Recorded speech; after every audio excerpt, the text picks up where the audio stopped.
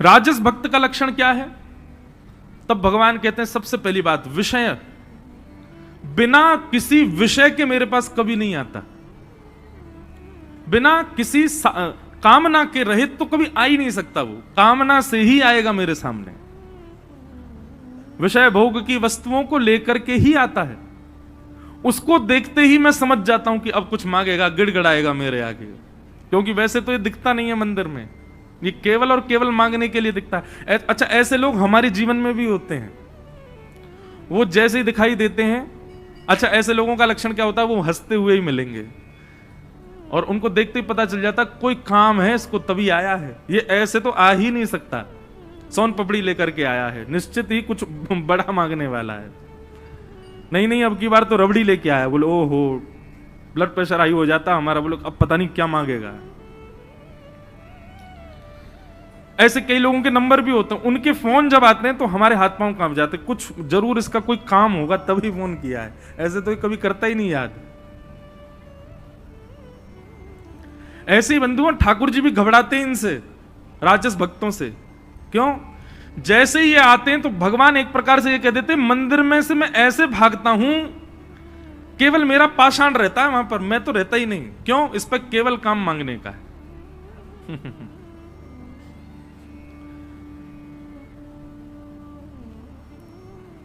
मैया मुरादें पूरी कर दे, हलवा बांटूंगी। मैया कह रही नहीं करूंगी तो नहीं बांटेगी, मुरादें ही चाहिए बस। लेकिन वैष्णव भक्त का स्वरूप कैसा होता है?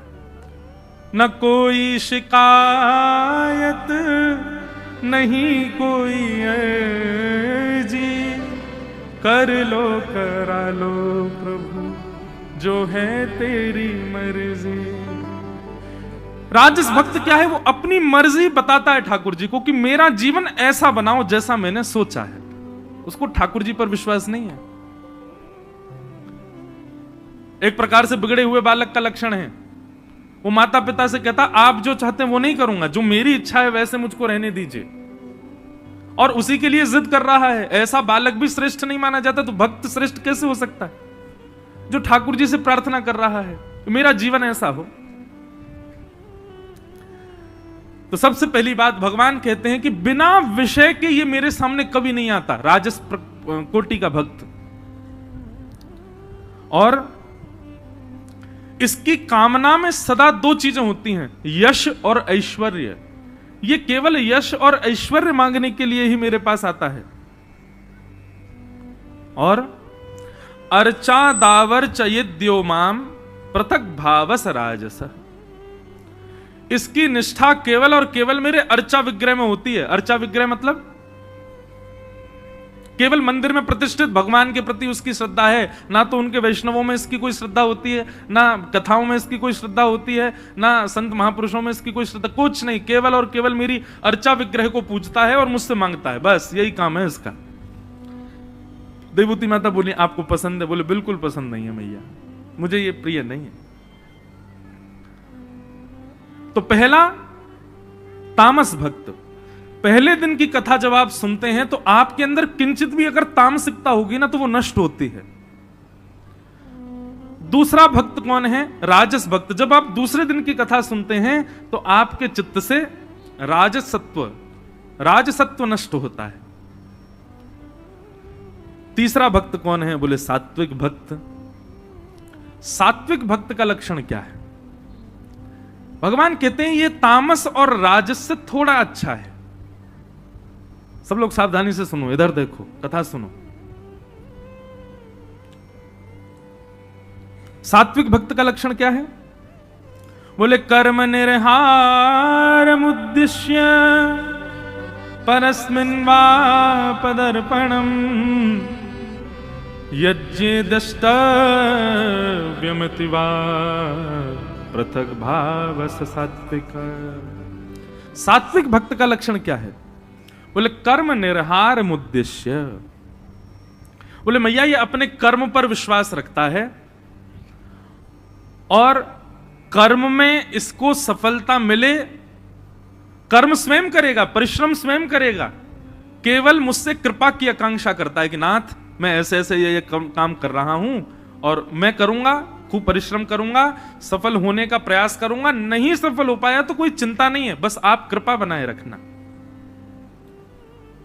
ये मुझसे सफल होने की भी कामना नहीं करता, ये कहता है सफल ना भी हूं तो चलेगा, लेकिन मैं प्रयास पूरा करूंगा, आप मुझ पर कृपा रखना, दृष्टि रखना। कर्म निर्हार मुद्देश्य परिस्मिन वा तदर्पणम। और मैया इसका दूसरा लक्षण क्या है? ये कर्म तो करता है अपने बल पर, मेरे से कहता है केवल कृपा रखना, और जब कर्म इसका सफल हो जाता है ना, तो सफल होने पर ये सारा श्रेय मुझी को दे देता है कि ठाकुर जी की कृपा से हुआ, मैंने कुछ नहीं किया। देवभूति माता बोली फिर तो ये आपको बहुत अच्छा लगता होगा। ठाकुर जी बोले मतलब हां प्रिय है, पर इतना प्रिय भी नहीं है, अच्छा लगता है पर इतना ज्यादा अच्छा नहीं लगता। देवभूति माता बोली तो फिर आपको अच्छा लगता कौन है? तब भगवान चौथे भक्त का लक्षण बताते। तो तीसरे दिन की कथा जब आप सुनते हैं तो आपके भीतर जो सात्विक लक्षण है वो सात्विक लक्षण भी समाप्त हो जाता है।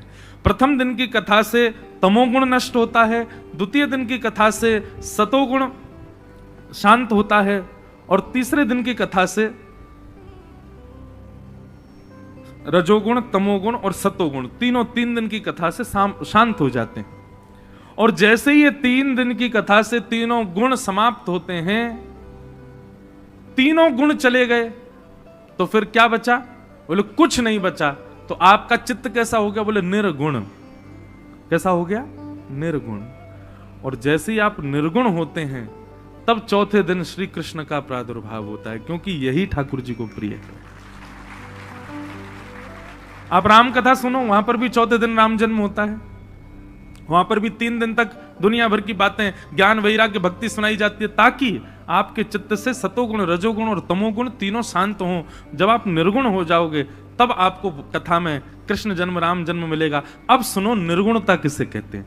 अगर आज भी ऐसे नहीं हुए जैसा निर्गुण को होना चाहिए, तो क्षमा कीजिएगा, आपका तन प्रवेश कर रहा है चौथे दिन की कथा में, मन बुद्धि प्रवेश नहीं कर रहे हैं। निर्गुण भक्त का लक्षण क्या है? तब भगवान कहते हैं कि लक्षणम भक्ति योगस्य निर्गुणस्य हृदाहतम अहैतुक्य व्यवहिता या भक्ति पुरुषोत्तम। बोलो मैया निर्गुण भक्त का लक्षण कैसा होता है?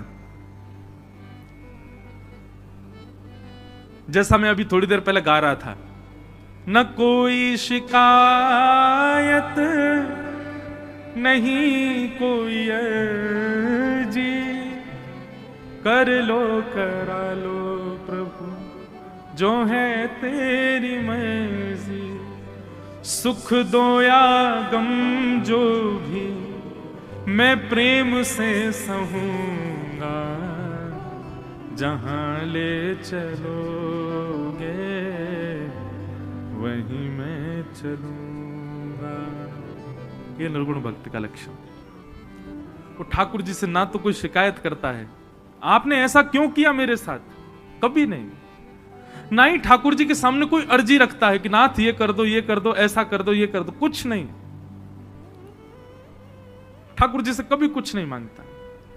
आप जो देंगे, तेरे फूलों से भी प्यार, तेरे कांटों से भी प्यार, तू जो भी देना चाहे दे दे मेरे करतार। भाई प्रेम का स्वरूप यह होता है कि सामने वाला यदि आपको पुष्प दे तो ही आप खुश रहो, नहीं। आपका प्रेमी यदि कभी आप पर रुष्ट भी हो जाए तो उसकी रुष्टता भी स्वीकार करो। प्रेमी का तो सब कुछ स्वीकार होता है, केवल वो अच्छा अच्छा ही रहे, वो अच्छा अच्छा ही कहे, वो अच्छा अच्छा ही बोले तो ही आपको स्वीकार है, नहीं। उसकी हर भाव, हर स्थिति, हर हर हर परिस्थिति आपको स्वीकार होती है। ये निर्गुण भक्त जो होता है ये ठाकुर जी से प्रेम करता है, और प्रेम करने के बाद में ठाकुर जी जो प्रस्तुत कर दें उसको सब स्वीकार होता है। वो कभी ठाकुर जी के सामने रोता नहीं कि नाथ ऐसा क्यों कर रहे हैं। सुदामा जी महाराज, आज एकादशी है, कुछ नहीं खाया, कल द्वादशी है तो घर में सामग्री नहीं है, तो दूसरे दिन भी व्रत हो गया, तीसरे दिन थोड़ी बहुत सामग्री आई तो बालकों को खिला दिया, फिर भी स्वयं भूखे रहे, पत्नी भी भूखी रही। चौथे दिन किसी ने सामग्री दी नहीं तो फिर भूखे रहे। पांचवें दिन पत्नी कहती है हमारा कैसा जीवन है, 4 दिन तो हमको अन्न नहीं मिलता और 5वें दिन एकादशी आ जाती है, कैसा जीवन है हमारा।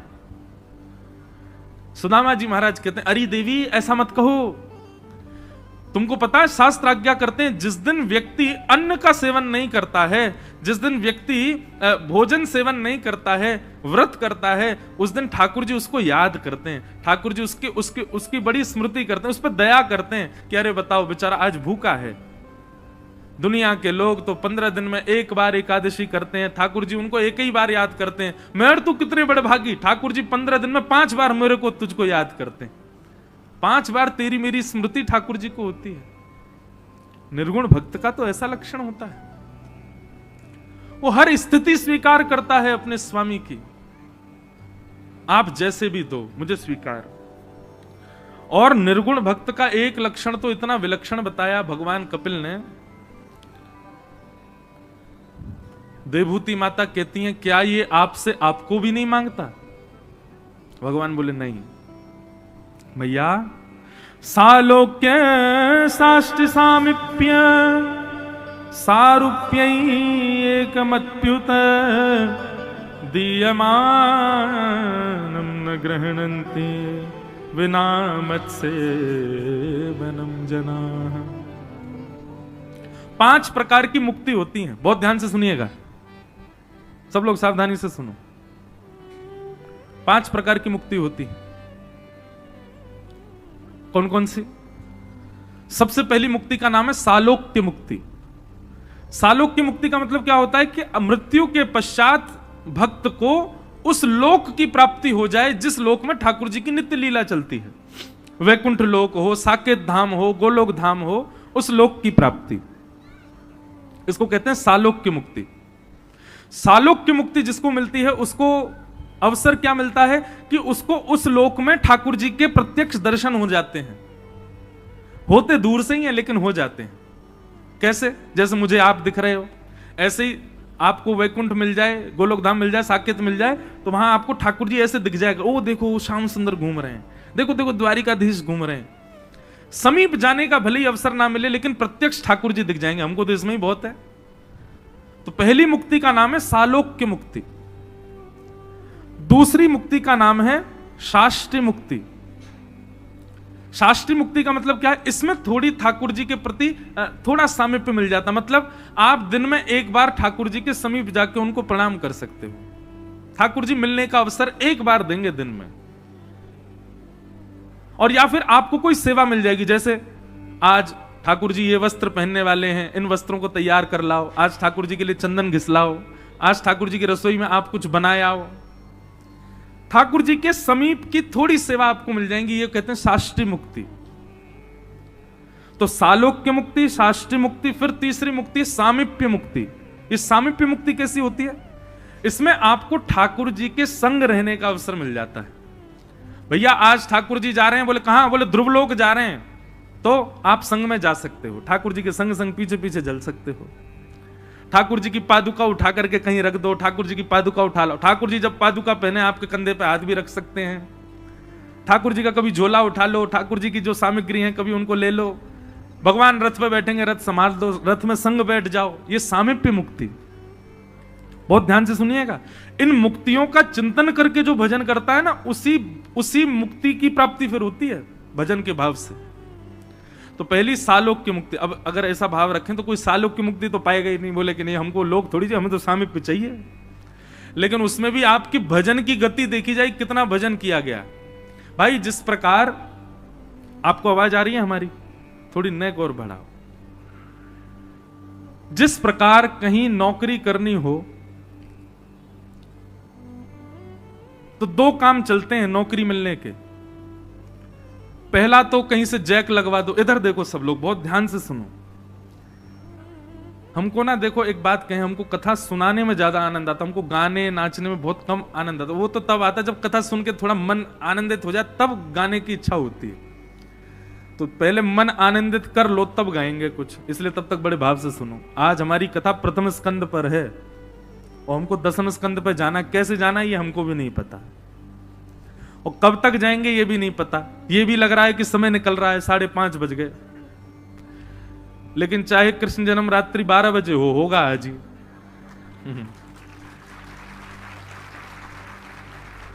अच्छा, एक बार मुझसे एक व्यक्ति बोला, बोले महाराज जी आप एक काम क्यों नहीं करते? मैं क्या? बोले ये भक्ति ज्ञान वैराग्य और ये बाहर की कथाएं थोड़ी कम सुना के लीला ही लीला सुनाई जाया करें तो।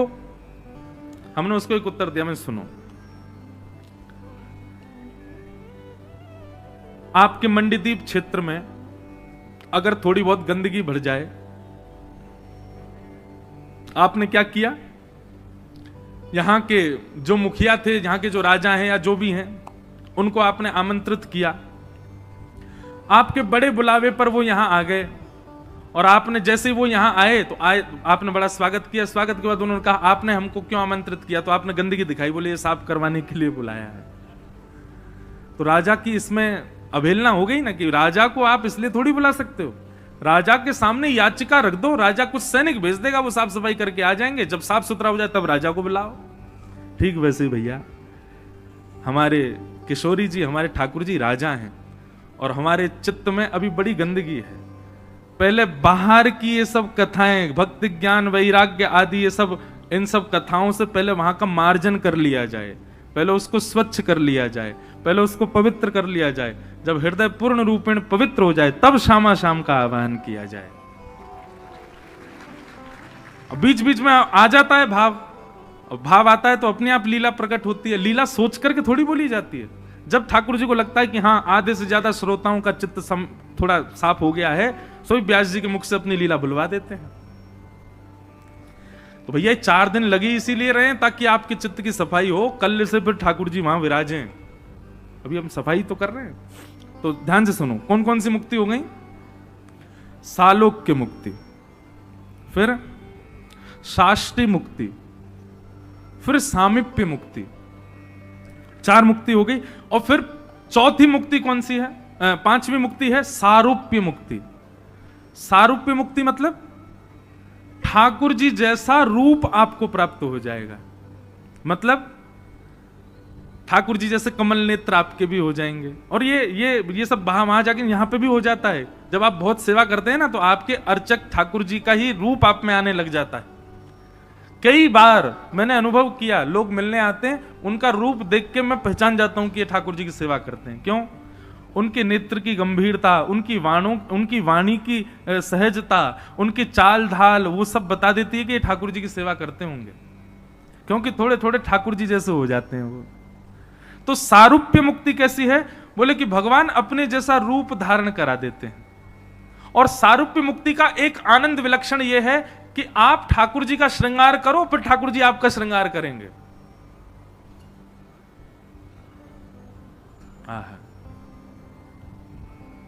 एक पद गाता हूं ना मैं, तू है सखी बड़ भाग बड़ी, नंदलाल तेरे घर आवत है। तू अपनो श्रृंगार करत है, तू अपनो श्रृंगार करत है। ये दर्पण हाथ दिखावत है, ये दर्पण हाथ। आप अपना श्रृंगार करो, ठाकुर जी ऐसे दर्पण लिए बैठे रहेंगे। आप थोड़ा मुंह ऊपर करो, ठाकुर जी दर्पण ऊपर करेंगे, नीचे करेंगे, इधर उधर करें। ये सारूप्य मुक्ति है। निज कर गूथ सुमन के गजरा, निज कर गूथ सुमन के। आपकी बैंडी, आपकी जो चोटी है, ठाकुर जी अपने हाथ से गूथेंगे और गूथ करके बीच बीच में सुंदर सुंदर पुष्प सजा देंगे। निज कर गूथ सुमन के गजरा, निज कर गूथ सुमन के गजरा, अपने ही हाथ पहरावत है, अपने ही हाथ पहरावत है। ये है सारूप्य मुक्ति। अच्छा एक बात कहूं बंधुओं, हम जिन मुक्तियों के विषय में सुन रहे हैं ये मृत्यु के पश्चात की मुक्तियां हैं। इनकी प्राप्ति के लिए जप तप नियम व्रत अनुष्ठान और जीवन पर्यंत बड़ी शुद्धता की आवश्यकता है, और अंते नारायण स्मृति, अंत में नारायण स्मृति होगी तब जाकर के ये मुक्तियां मिलेंगी। लेकिन यदि जीते जी आपने प्रेम लक्षणा भक्ति को जीवन में उतार लिया तो ये सारी मुक्ति में मिलने वाले जो जो आपको रस हैं वो जीवित अवस्था में इसी मृत्यु लोक में मिल जाएंगे। स्वामी श्री हरदास जी को मिले, श्री हरवंश महाप्रभु को मिले, हरिराम व्यास जी को मिले, भक्तिमती मीराबाई को मिले, सूरदास जी को मिले, सूरध्वज जी को मिले। प्रेम लक्षणा भक्ति यदि हमारे भीतर है जिसमें प्रेम प्रधान है तो वहां पर ये पांचों की पांचों मुक्तियां आपकी जीवित अवस्था में प्रकट हो जाए। और हमारा उद्देश्य यही है, मैं अभी ये बात पहले बोल दी पर ये पांचों मुक्तियों का वर्णन करके मैं यही कहता कि हमको मृत्यु के बाद इनकी आवश्यकता नहीं, हमको तो जीते जी चाहिए, यही हमारा उद्देश्य है। हमको ठाकुर जी यही चाहिए, ये सब कुछ ठाकुर जी ने दिया है। कितने भक्तों को दिया है ये पांचों सुख, पांचों मुक्तियों का सुख इसी धराधाम पर दिया है ठाकुर जी ने। तो सारूप्य मुक्ति, ये सारूप्य मुक्ति कैसी है? ठाकुर जी यहां पर आपको अपना जैसा रूप देते हैं। भगवान को कोई इत्र बढ़िया लगा तो इत्र लगाएंगे और फिर दौड़े दौड़े आपके पास आएंगे, देख मुझको बहुत जोर का इत्र मिला, तेरे को लगा दूं, सो आपको भी लगा देंगे। और कहो लगा में नहीं हो के मेरे गले लग जा, मेरी सुगंधी तो में आ जाए। मतलब ठाकुर जी सख्य भाव प्रियतम भाव सब निभाएंगे, इसको कहते हैं सारूप्य मुक्ति। और अंतिम मुक्ति का नाम, पांचवी मुक्ति है एकत्वम। एकत्वम मुक्ति का अर्थ क्या है? इसमें कोई लीला विलास नहीं है, आप ठाकुर जी को देखते देखते देखते देखते उन्हीं में ही विलीन हो जाओगे, ठाकुर जी में ही अवस्थित हो जाओगे। तुम्हें ही देख तुम्हें ही हुए जाइए, लाल दे लाली मेरी लाल की जित देखूं तित लाल, लाल ही देखन मैं चली मैं हूं है गई लाल। ये एकत्वम, आप उन्हीं में ही विलीन हो जाओगे और उन्हीं के भीतर ही सुख पाओगे। ये 5 प्रकार की मुक्तियां हैं, सालोक्य, शाष्टी, सामिप्य, सारूप्य और एकत्वम। भगवान कहते हैं मैया ये निर्गुण भक्त जो होता है ना, ये पांचों की पांचों मुक्तियों से भी डिनाय कर देता है, नहीं चाहिए मुझे पांचों मुक्तियां नहीं चाहिए। आप मेरी बात कर रही हो कि मुझे मांगते हैं कि नहीं, अरे ये मेरे द्वारा प्रदत्त मुक्ति भी नहीं मांगते, इनको मुझसे कुछ नहीं चाहिए, मुझसे कभी कोई याचना नहीं करते। अरे ये भी नहीं कहते कि नाथ हमारा आपसे प्रेम बना रहे ना, कुछ नहीं, इनका कोई काम ही नहीं है मुझसे कुछ कहने का। ये केवल मेरे प्रेमी हैं, मुझे निहारते रहते हैं, मेरे सामने खड़े रहते हैं, दोनों भुजाएं फैला देते हैं और फैला के कहते हैं नाथ आप मेरे हो मैं आपका हूं। बस इतना ही इनका भाव है, इसके अतिरिक्त ये कुछ नहीं। और नेत्रों से अश्रुधार बहाते रहते हैं।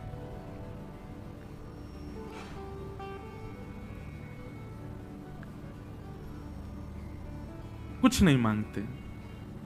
मैया इस प्रकार की भावना रखने वाले ये निर्गुण भक्त, ये मुझे सबसे ज्यादा प्राणों से भी ज्यादा प्रिय लगते हैं, मुझे प्राणों से भी अति प्रिय हैं ये भक्त। और बंधुओं, हम जिन जिन भक्तों की रस चर्चा सुनते हैं कथाओं में, चाहे वो भक्तमाल के भक्त हों, चाहे वो भागवत जी के भक्त हों, ये सारे भक्त निर्गुण भक्ति के उपासक हैं। इसीलिए ठाकुर जी को प्रिय है, ठाकुर जी को अच्छे लगते हैं। तो चौथे दिन कथा होने का कारण यह है ताकि राजस, तामस और सात्विक 3 दिन की कथा से ये तीनों गुण हमारे शून्य हो जाएं, और जैसे ही हम निर्गुण हो जाएं तब हम गाएं नंद घर आनंद भयो जय कन्हैया लाल की, हाथी दीने घोड़ा दीने और दीनी पाल की, नंद घर आनंद भयो। अब राजस और सात्विक और तामस भक्त यदि इसको गाएगा तो वो आनंद लेगा, लेकिन ठाकुर जी को सुख नहीं मिलेगा। ठाकुर जी को तो तब सुख, आपको पता है ब्रजवासियों की स्थिति क्या थी? नंद बाबा अटारी पर खड़े होकर के रत्न लुटा रहे थे और ब्रजवासी इतने निर्गुण हो गए थे कि ब्रजवासी ऐसे झोला फैला करके लूटें रत्नों को, और उन रत्नों को लूट करके भर के लेके जाएं, स्वयं टीले पर चढ़ जाएं और स्वयं भी ले लेकर के दूसरों पर लुटा दें। कुछ भी अपने पास नहीं रखा ब्रजवासियों ने, इतने निर्गुण हो गए। शाम को यहां टॉफी और बिस्किट लुटाए जाएं, महाराज माताओं में, बहनों में, भाइयों में घमासान मच जाती, मेरा बिस्कुट ले गया। हम निर्गुण कहां हैं? गुब्बारे फोड़ने में लगेगी होड़, कौन किस पर चढ़ के फोड़े। हम निर्गुण कहां हैं? वास्तविकता तो वो बीच वाला जो वो है ना यंत्र कैमरा वाला, वो हिल रहा है, इसलिए वो कह रहे हैं साइड हो जा। नेक भैया ने आराम से बोल देकर कथा में बीच में बोलो वृंदावन बिहारी लाल की। तो क्या बता रहा था मैं? हाँ, निर्गुण। ये चौथे दिन कृष्ण जन्मोत्सव, कृष्ण लीला इसलिए आती है ताकि निर्गुणता चित्त में आ जाए, निर्गुण भाव चित्त में आ जाए, कोई याचना नहीं।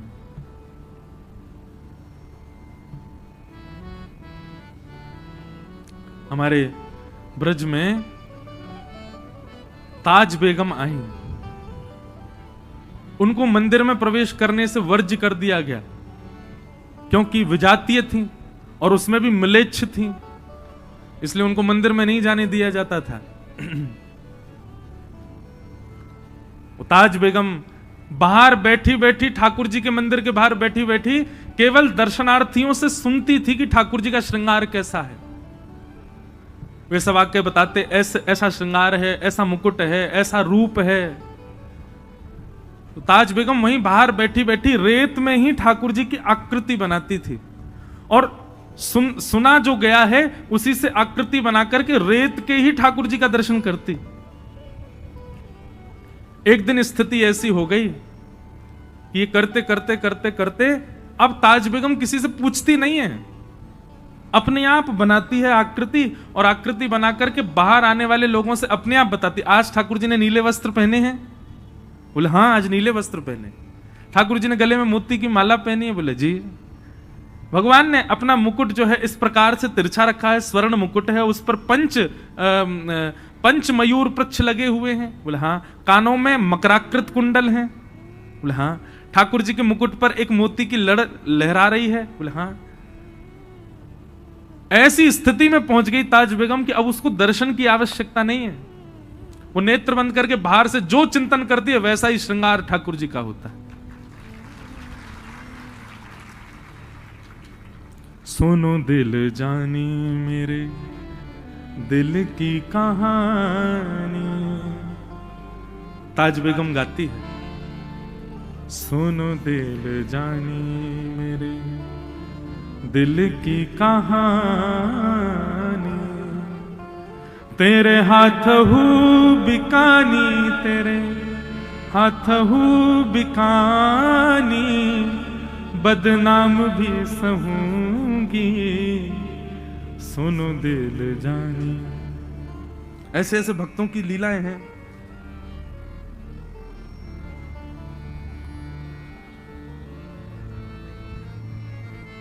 नंद के कुमार कुर्बान तेरी सूरत पे, हूं तो मुसलमानी हिंदुआनी हूं रहूंगी, सुनो दिल जानी मेरे दिल की कहानी, तेरे हाथ हूँ बिकानी, तेरे हाथ हूँ बिकानी, बदनाम भी सहूंगी, सुनो दिल जानी।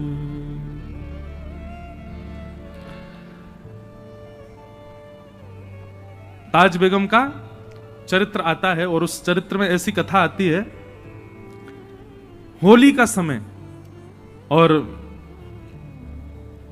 ताज बेगम पद लिखती थी, और पद जब लिखती थी ना तो उसको अनुभव होता था, दिखने लग जाती थी वो सारी लीलाएं जो वो लिखती थी। तो होली का पद लिख रही थी। आज भी नाथद द्वार में जब होलाष्टक शुरू होते हैं तो सबसे पहला पद ताज बेगम का ही गाया जाता है, धमार का पद। बहोरी ढप बाजे आज, पद का प्रारंभ है, मुझे पूरा तो याद नहीं और वो गवेगा भी नहीं क्योंकि बड़ा कठिन है, लेकिन उस पद की खास बात यह है कि उस पद के अंत में ताज बेगम जब पद लिख रही थी तो पूरे पद में उनको सब दिखाई दे गए, सब ब्रजवासी दिख गए, गोपियां दिख गई, ग्वाल बाल दिख गए, गैया दिख गई, बछड़ा बछिया दिख गए, यमुना जी वृंदावन तट दिख गया, ठाकुर जी नहीं दिखे।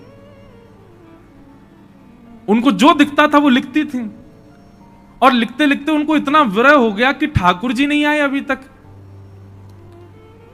इतना विरह हुआ कि पद लिखते लिखते लिखते अंतिम पंक्ति लिखी रही थी कि अभी तक ठाकुर जी नहीं आए। उसी विरह में उन्होंने प्राण त्याग दिए और अंतिम पंक्ति की अंतिम शब्दावली अभी रह गई थी जिसमें छाप होती है लेखक की। जैसे सूरदास जी के पद आप गाओ तो सूरदास जी के पद में अंत में सूरदास कारी कामर पे चढ़े ना दूजा रंग, ऐसे छाप होती है। कुम्मन दास जी का पद गाओ तो कुम्मन दास जी का नाम आता है, तुलसीदास जी के कोई पंक्ति गाओ तो तुलसीदास जी का नाम। ऐसे ही ताज बेगम की छाप आनी थी, वो छाप वाली पंक्ति लिखनी थी ताज बेगम को, लेकिन तभी उनके प्राण निकल गए, प्राण त्याग दिए, ठाकुर जी नहीं आए पद में। तो कहते हैं आकाश में गर्जना हुई, श्याम घटा प्रकट हो गई और अंतिम पंक्ति पूर्ण करने के लिए स्वयं श्याम सुंदर प्रकट हो गए और उसकी अंतिम पंक्ति लिखी, निर्तत आवत ताज के प्रभु। ठाकुर जी ने लिखा निर्तत आवत ताज के प्रभु, मतलब नाचते हुए आ रहे हैं। कौन? बोले ताज के प्रभु। गावत गीत धमार, ठाकुर जी धमार गीत गाते हुए अंतिम क्षण में प्रकट हो गए। बड़ी बड़ी लीलाएं, बड़ी बड़ी आनंदमयी लीलाएं हैं ठाकुर जी, कहां तक वर्णन करें उनका। तो निर्गुण, ये चौथे दिन कृष्ण जन्म होने का तात्पर्य केवल और केवल इसलिए है कि आपके चित्त में निर्गुणता आवे। अगर 3 दिन के क्रम में निर्गुण नहीं हुए हैं तो क्षमा कीजिए, अब ये वाला क्रम तो चला गया, अब अगली कथा में प्रयास करना कि 3 दिन में निर्गुण बनो।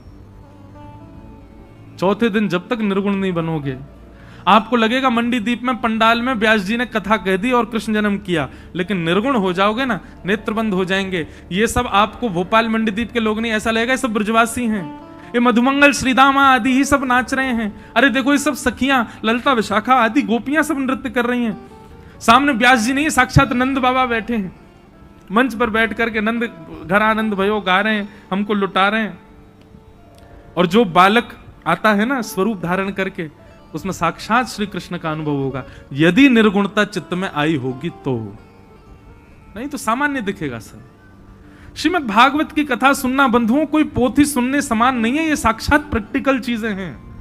लोगों ने मजाक समझ लिया भागवत को, मजाक नहीं है। आज भी सामर्थ्य है श्रीमद् भागवत जी में, यदि कोई भाव से और निर्गुणता से श्रवण करे तो आज भी 5000 पुराना वृंदावन प्रकट कर सकती हैं श्रीमद् भागवत। 5000 वर्ष पूर्व हुई घटना आपके सामने प्रत्यक्ष दिखने लग जाएगी। क्यों आ रहे हैं आप इतनी संख्या में? कहीं ना कहीं अनुभव होता है लीलाओं का, कहीं ना कहीं लीलाएं दिखती हैं आपको, चिंतन होता है, ये भागवत जी की कृपा है। तो निर्गुणता, उस निर्गुण को प्राप्त करने के लिए निर्गुण ही बनना पड़ेगा।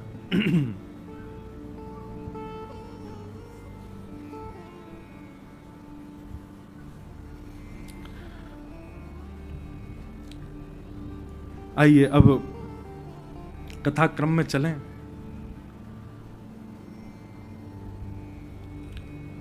हम लोगों ने कल श्रवण किया कि श्री सुखदेव जी महाराज ने परीक्षित को भागवत की कथा सुनाई। सौनकादि ऋषियों ने प्रश्न किया, बोले महाराज ये परीक्षित को 7 दिन में मरने का श्राप क्यों लगा? ऐसा क्या हुआ जिसके कारण परीक्षित को 7 दिन में मरने का श्राप लगा? तो यहां पर महाभारत की कथा का प्रसंग सुनाया गया कि यदा मृधे कौरव संजयानाम वीरे स्वथो वीर गतिम गतेषु व्रकोदरा विग्ध गदा विमर्श भृगुनोरुदंडे धृतराष्ट्रपुत्रे। मुझे जो जो विषय लगेंगे उन पर मैं थोड़ा प्रकाश ज्यादा डालूंगा, बाकी विषयों को मैं सूक्ष्मता से कहता हुआ अब आगे चलूंगा। महाभारत की कथा प्रारंभ होती है और महाभारत की कथा जो भागवत में यहां शुरू होती है वो कहां से शुरू होती है कि युद्ध अपने अंतिम पड़ाव पर चल रहा है। परीक्षित को 7 दिन में मरने का श्राप क्यों लगा, यह कथा सुनाई जा रही है। युद्ध के अंतिम पड़ाव में भीम ने दुर्योधन की जंघा पर प्रहार करके उसको परास्त कर दिया। दुर्योधन की पृथ्वी पर गिरते ही पांडव युद्ध जीत गए, परंतु पदेशणा है दुर्योधन के अंदर। कौन सी पदेशणा? बंधु, ये पदेशणा बहुत बुरी होती है। पदेशणा मतलब किसी पद की इच्छा रखना। पदेशणा में सम्मान की इच्छा भी आती है, बहुत सम्मान की इच्छा रखना। एक बात और सुनिए और लिख लीजिएगा कि वैष्णव जो होता है ना, वो बहुत सम्मान की इच्छा नहीं रखता है। अच्छा, आज मुझसे किसी ने कहा ये वैष्णव कौन होता है? ठाकुर जी का जो है वो वैष्णव है। ठाकुर जी के जो प्रिय हैं, ठाकुर जी को जो भजते हैं, उनको वैष्णव कहा जाता है। हम सब वैष्णव हैं। तो वैष्णव का स्वभाव होता है सम्मानम कलयाति घोर गरलम। उसको सम्मान विष के समान लगता है, उसको ज्यादा सम्मान की इच्छा नहीं होती। और कोई जबरदस्ती उसको सम्मान दे भी ना, तो वो उस समय या तो नीचे नजर झुका लेता है और हाथ जोड़ के प्रार्थना करता है। वैसे तो शास्त्राज्ञा करते हैं कि स्तुति से सब प्रसन्न होते हैं, लेकिन वैष्णव प्रसन्न नहीं होता। वैष्णव की जब स्तुति गाई जाती है तो वो नेत्र बंद कर लेता है। इसीलिए महादेव सदा नेत्र बंद करके ध्यान में ही रहते हैं, कितनी स्तुति गाते रहो, क्योंकि महादेव को ज्यादा सम्मान की इच्छा नहीं है। अच्छा, एक बात सुनिए, इनको देवादिदेव क्यों कहा जाता है? इनको महादेव क्यों कहा जाता है? ये देवों के भी देव क्यों हैं? क्योंकि अपमान को स्वीकार करे बैठे। दक्ष के द्वारा किया गया अपमान वास्तव में नीलकंठ वो इसलिए नहीं है कि उन्होंने विषपान किया है। आज के युग में विष पीना, यह विषपान का मतलब नहीं है। अपने अपमान को पी जाना, अपने अपमान को सहन कर लेना, यह एक प्रकार का विषपान के समान है। और जो अपमान सह लेता है ना, अपमान पान कर लेता है, अपमान में भी विचलित नहीं होता है, वही महादेव है, वही देवों का देव है।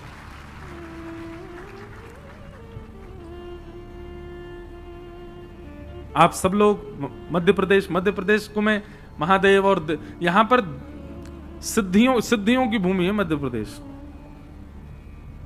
जैसे कहते हैं घाट घाट पर पानी बदले, कितने कोस पर भाषा बदलती है, कितने को, ऐसे मध्य प्रदेश में कुछ किलोमीटरों पर ही एक सिद्ध स्थान आ जाता है।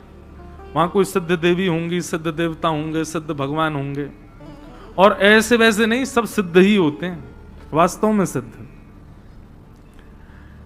इंदौर से भोपाल आया तो बीच में मुझे 5-6 स्थान बताए, बोले यहाँ पे ये देवी हैं, यहाँ पे ये ठाकुर जी हैं, यहाँ पे ये महाराज। मध्य प्रदेश में कहीं भी जाओ, सब जगह इतने मंदिर और सिद्ध, ऐसा लगता है कि स्वर्ग के अलावा देवी देवता मध्य प्रदेश में ही रहते हैं, उनका स्थान यहीं ज्यादा है। और क्यों ना हो, कालों के भी काल यहां विराजते, महाकाल यहां विराजते। पूरे विश्व के लोग काल के भय के मारे भागते हैं, और काल जिनके भय के मारे भागे वो महाकाल यहां बैठते विराजे। ओमकारेश्वर, महाकालेश्वर, श्री नर्मदा जी, सबसे सुशोभित है मध्य प्रदेश। तो यहां तो बड़ी सिद्ध भूमि है। तो मैं निवेदन कर रहा था कि जो अपमान को सहन करे वो महादेव है, और अपमान वही सह सकता है जिसको ज्यादा सम्मान की इच्छा नहीं है। जिसको किंचित भी सम्मान की इच्छा है ना, जिसके अंदर किंचित भी पदेशणा है, निश्चित है वो अपमान कभी नहीं सह सकता। इसलिए मेरी आपसे प्रार्थना है, अपना निर्माण करने में ना एक इस चीज को जोड़िए कि ज्यादा सम्मान की इच्छा मत रखा कीजिए। अब हम तो वक्ता बन गए हैं, तो जबरदस्ती कई जगह सम्मान होता है, लेकिन जब सम्मान होता है, बहुत लोग मिलते हैं और प्रणाम करते हैं, माला पहनाते, तो मन में एक बात सदैव, उस समय मेरा एक जप चलता है, और वो जप क्या चलता है कि लाला ज्यादा गुमान मत करियो, काउदना यदि ये माला नहीं भी पहना में, काउदना ये नहीं भी पूछे तो तेरे चित्त पर इसका प्रभाव नहीं पड़ना चाहिए। अपने मन को उस समय समझाना पड़ता है, नहीं तो ये मन एक बार भी इसको यदि बहुत सम्मान दे दिया तो ये आदी हो जाता है, उसका आदत लग जाती है इसको। और सबसे बुरी आदत है संसार में सम्मान की आदत, ये जिसको लगती है उसका जीवन फिर बेकार ही हो जाता है।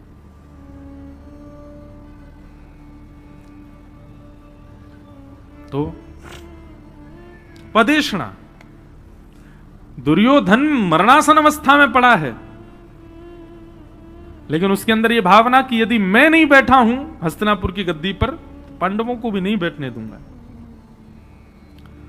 गुरुपुत्र अश्वत्थामा को आज्ञा दे दी, बोले कि ऐसा करो, इन पांडवों के वंश में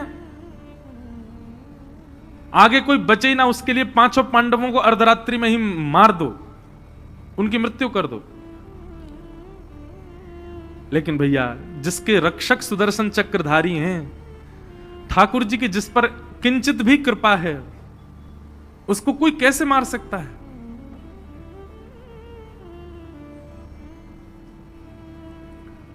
अश्वत्थामा गया, 5 पांडवों को मारने के लिए गया, लेकिन भगवान 5 पांडवों को लेकर के अन्यत्र किसी स्थान पर चले गए, लोभ देकर के, हंस दर्शन का लोभ देकर के ले गए, पर द्रौपदी के 5 पुत्र वहीं सोते रह गए।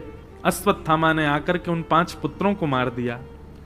अंधेरे के कारण उसको पता ना चला, 5 के धर वहीं छोड़कर के सर लेकर के चला गया, और जैसे दुर्योधन को दिखाए, दुर्योधन ने देखा, प्रकाश किया, इस विरह में दुर्योधन के प्राण निकल गए कि राम राम, इसने तो निर्दोष बालकों को मार दिया, अरे हमारे कुरुवंश के वंशधरों को मार दिया, हमारे कुरुवंश में अब कोई नहीं बचा है, पांडवों के बाद पूरा वंश ही नष्ट हो जाएगा अब, और इसका कारण मैं बना दुर्योधन। इस पीड़ा में दुर्योधन के प्राण निकल गए। प्रातः काल का समय, द्रौपदी रुदन कर रही थी, अर्जुन ने प्रतिज्ञा ले ली कि मैं बालकों के हत्यारे को जीवित नहीं छोड़ूंगा, और तभी अश्वत्थामा को बंदी बना दिया। अश्वत्थामा को पकड़ करके द्रौपदी के सामने प्रस्तुत किया। द्रौपदी ने हाथ जोड़ करके अर्जुन से कहा, इसको मत मारो। ब्रह्म बंधुर उवाच चासहन्तस्य वंदनानयनम सतिम मुच्यतामेष ब्राह्मणो नितराम गुरु। द्रौपदी ने कहा, इसको मत मारो। अर्जुन ने कहा, क्यों ना मारे? तो द्रौपदी ने यहां 5 बातों को प्रधानता दी है। सबसे पहली बात द्रौपदी कहती है कि ये एक ब्राह्मण है और हम क्षत्रिय हैं, और क्षत्रियों को सदा ब्राह्मणों की सेवा करनी चाहिए, उनको दंड नहीं देना चाहिए। दूसरी बात, ये हमारे गुरुपुत्र है और गुरुपुत्र गुरु समान होता है। तीसरी बात, ये अपनी मां का इकलौता पुत्र है और इसकी मां पहले से विधवा है, मतलब बिना पति की मां और इकलौते पुत्र के साथ रहती, उसके पुत्र को मार दोगे, उसको अकेला छू, कितना बड़ा दंड लगेगा अर्जुन, इसलिए इसको मत मारो। इस प्रकार द्रौपदी ने कई बातें कही। भगवान को दया आ गई द्रौपदी पर, और भगवान ने अपना नाम द्रौपदी को दिया। ठाकुर जी का नाम कृष्ण, द्रौपदी का नाम कृष्णा। निरीक्ष कृष्णापकृतम गुरु सुतम वाम स्वभावा कृपया ननाम च। अर्जुन संकोच में आ गए, अब क्या करूं? भगवान से पूछा तो भगवान ने कहा, ब्राह्मण कैसा भी क्यों ना हो उसको मारना नहीं चाहिए, पर बालकों का हत्यारा कोई भी क्यों ना हो उसको छोड़ना नहीं चाहिए। अर्जुन समझ गए कि मुझे क्या करना है, इसको मृत्युदंड नहीं देना है, पर मृत्युदंड से भी बड़ा दंड देना है। मृत्युदंड से भी बड़ा दंड होता है प्रतिष्ठित व्यक्ति का भरे समाज में अपमान। एक तो होता है सीधे मृत्यु कर देना, एक होता है हर क्षण उसकी मृत्यु होना, और वो अपमान से ही होती है। और भरी सभा में अर्जुन ने अश्वत्थामा का अपमान कर दिया। अपमान की ज्वाला में संदग्ध अश्वत्थामा लौट करके गया और उसने ब्रह्मास्त्र छोड़ दिया उत्तरा के गर्भस्थ शिशु को मारने के लिए। बोले 5 बालक तो मैं मार ही चुका हूं, एक बालक अभी गर्भ में, उसको भी मार दूंगा तो इन पांडवों के यहां तर्पण करने वाला भी नहीं बचेगा कोई। जैसे ही उत्तरा के ऊपर ब्रह्मास्त्र छोड़ा, भगवान उस समय रथ में आरूढ़ होकर के द्वारिका जा रहे थे। उत्तरा दौड़ी दौड़ी ठाकुर जी की शरण में आ गई। पाहि पाहि महायोगिन देव देव जगतपते, नान्यम तद्भयम पश्ये यत्र मृत्यु परस्परम।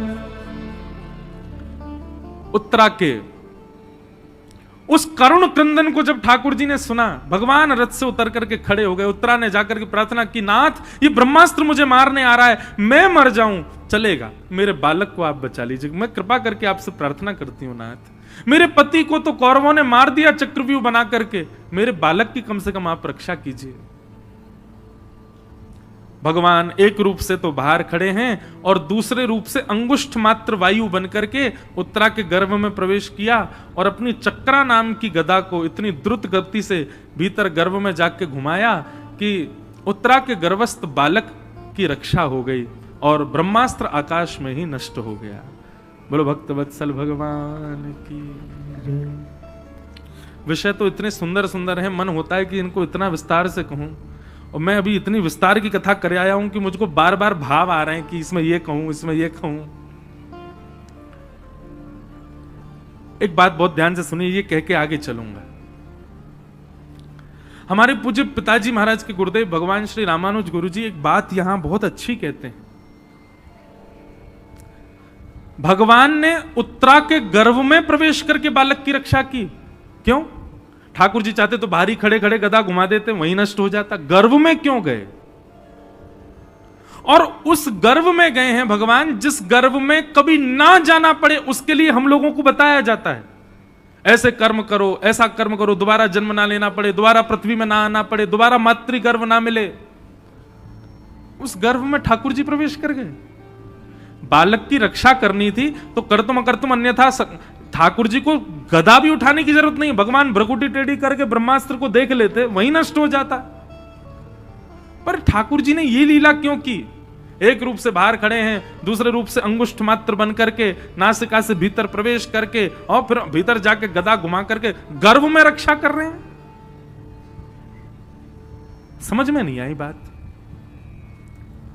भाई बाहर से कोई आक्रमण है तो बाहर से लड़ो ना, आप घर के भीतर जाकर के और भीतर से लड़ रहे हो, ये तो समझ में नहीं आई बात। ठाकुर जी ने गर्भ में प्रवेश क्यों किया? ब्रह्मास्त्र तो बाहर से आ रहा है। तो श्री रामानुज गुरु जी हमारे दादा गुरुदेव, जिनकी परंपरा से हमको व्यासपीठ मिली है, इतना सुंदर भाव यहां कहते हैं। वो कहते हैं ठाकुर जी का कोई और प्रयोजन नहीं है गर्भ में जाने का, केवल एक एक भाव की पूर्णता के लिए ठाकुर जी गर्भ में गए। बोले क्यों? बोले इस कन्या के गर्भ में, इस मैया के गर्भ में मेरी कथा सुनने वाला श्रोता है, उसको जाकर के दर्शन दे आऊं एक बार। और गुरुदेव भगवान कहते हैं जो कोई भी भागवत की कथा में बैठा है और कथा भाव से सुन रहा है, निश्चित है उसने अपनी मातृ गर्भ में ठाकुर जी का दर्शन किया है, इसीलिए वो कथा में बैठा है। हम लोग कथा में बैठे हैं, हमारा ये चुनाव मातृ गर्भ में ही हो चुका है। पहले दिन कथा में आए, उसके बाद दूसरे दिन आने की रुचि क्यों हुई, तीसरे दिन आने की रुचि क्यों हुई, आज चौथे दिन भी आप क्यों बैठे हो कथा में? ये आपकी रुचि क्यों बन रही है ठाकुर जी के साथ? आपने देखा तो कभी नहीं है उनको, मैंने कभी देखा तो नहीं, मैं कैसे कह पा रहा हूं उनकी लीला को? निश्चित ही हमने अपनी मातृ गर्भ में ठाकुर जी का दर्शन किया है, उनका किंचित अनुभव किया, हमको याद नहीं है, इसलिए हम कथा सुनकर के उनकी स्मृतियों को पुनः लाने का प्रयास करते हैं, इसीलिए हमको उनसे कोई संबंध अपना लगता है, इसीलिए वो अपने से लगते हैं। भागवत का वक्ता और भागवत के श्रोता यानी कि सुखदेव जी और परीक्षित दोनों की कथा में आता है कि दोनों ने जन्म बाद में लिया, भगवान का दर्शन पहले किया है गर्भ में। वहां सुखदेव जी के विषय में भी आता है कि सुखदेव जी जन्म नहीं ले रहे थे, 12 वर्ष तक मातृ गर्भ में रहे। तब वेदव्यास जी ने प्रार्थना की तो सुखदेव जी बोले अगर ठाकुर जी प्रकट होकर के मुझको आश्वासन दें कि संसार की माया तुमको नहीं सताएगी तो मैं जन्म लूंगा, नहीं तो मैं यहीं रहूंगा भीतर ही मां के गर्भ में। तब सुखदेव जी की इस इच्छा पर भगवान बिटिका के गर्भ में, वेद व्यास जी की पत्नी के गर्भ में प्रकट हुए और प्रकट होकर के सुखदेव जी को आश्वासन दिया कि तुमको संसार की माया नहीं सताएगी, तुम तो मेरी कथा गाने के लिए आए हो, जाओ जन्म लो। और ठीक वैसे ही उसी कथा के श्रोता परीक्षित, उन्होंने भी जन्म बाद में लिया है। भगवान ने गर्भ में जाकर के मानो उनको आश्वासन दिया हो कि तुम मेरे भागवत के श्रोता बनोगे। भागवत का वक्ता होना, श्रोता होना हमको लगता है बहुत साधारण बात है, पर नहीं, ठाकुर जी के आश्वासन से, ठाकुर जी की कृपा से ही हमको यह सद्भाग्य प्राप्त होता है।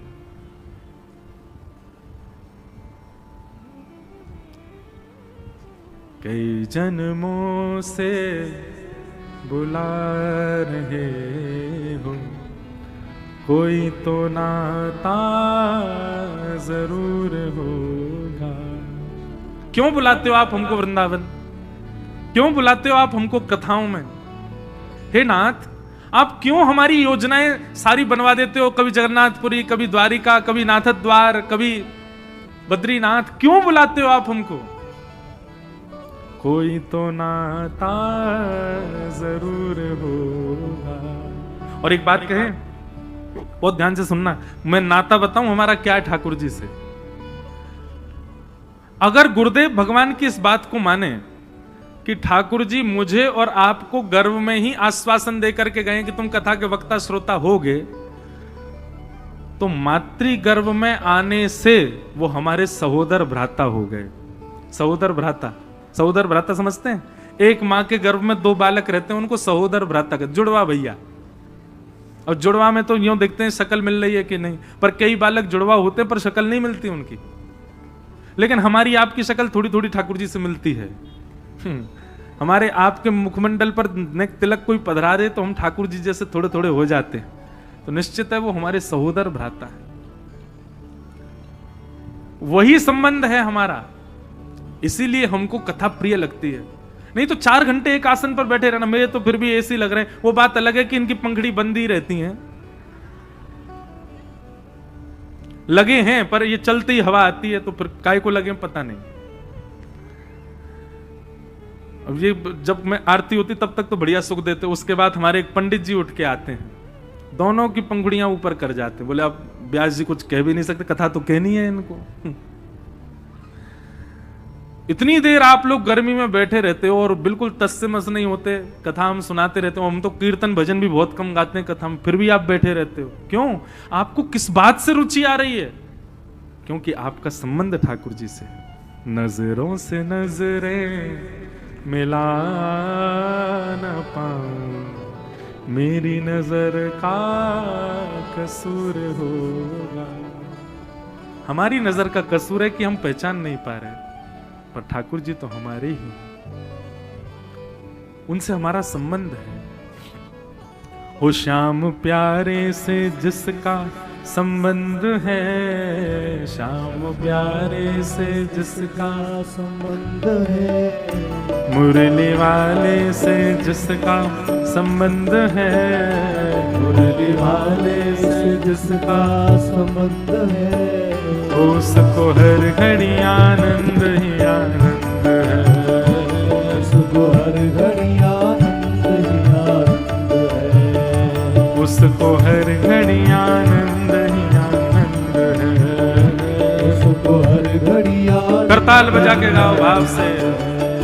ओ श्याम प्यारे से जिसका संबंध है, श्याम प्यारे से जिसका संबंध है, मुरली वाले से जिसका संबंध है, मुरली वाले से जिसका संबंध है, उसको हर घड़ी आनंद ही आनंद है, उसको हर घड़ी आनंद ही आनंद है, उसको हर घड़ी आनंद ही आनंद है, उसको हर घड़ी आनंद ही आनंद है। वो झूठी माया से करके किनारा, झूठी माया से करके किनारा, झूठी माया से करके किनारा, झूठी माया से करके किनारा,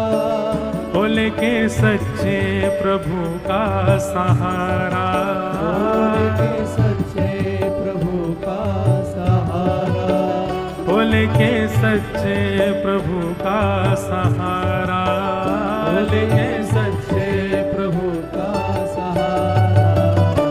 जो उसी की रजा में रजामंद है, जो उसी की रजा में रजामंद है, जो उसी की रजा में रजामंद है, जो उसी की रजा में रजामंद का भाव से उसको हर घड़ी आनंद ही आनंद है, उसको हर घड़ी आनंद ही आनंद है। हाँ उसको हर घड़ी आनंद ही आनंद है, उसको हर घड़ी आनंद ही आनंद है। ओ श्याम प्यारे से जिसका संबंध है, श्याम प्यारे से जिसका संबंध है, गिरवरधारी से जिसका संबंध है, गिरधारी से जिसका संबंध है, उसको हर घड़ी आनंद ही आनंद है,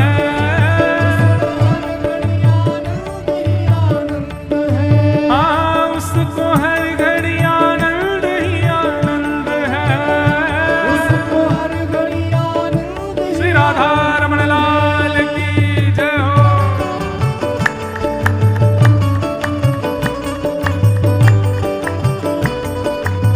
करताल बजा के गाओ भाव से, श्री राधा वल्लभ लाल की।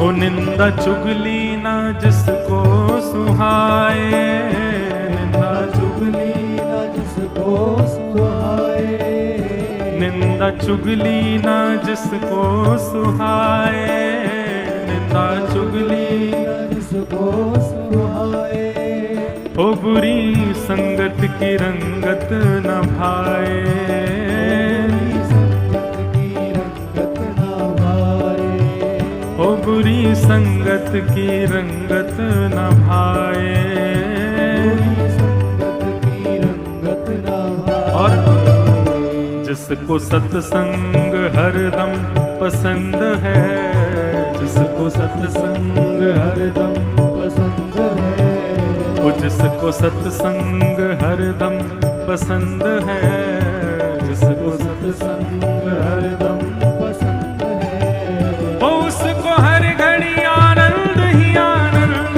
है, उसको हर घड़ी आनंद ही आनंद है, हाँ उसको हर घड़ी आनंद ही आनंद है, उसको हर घड़ी आनंद ही आनंद है।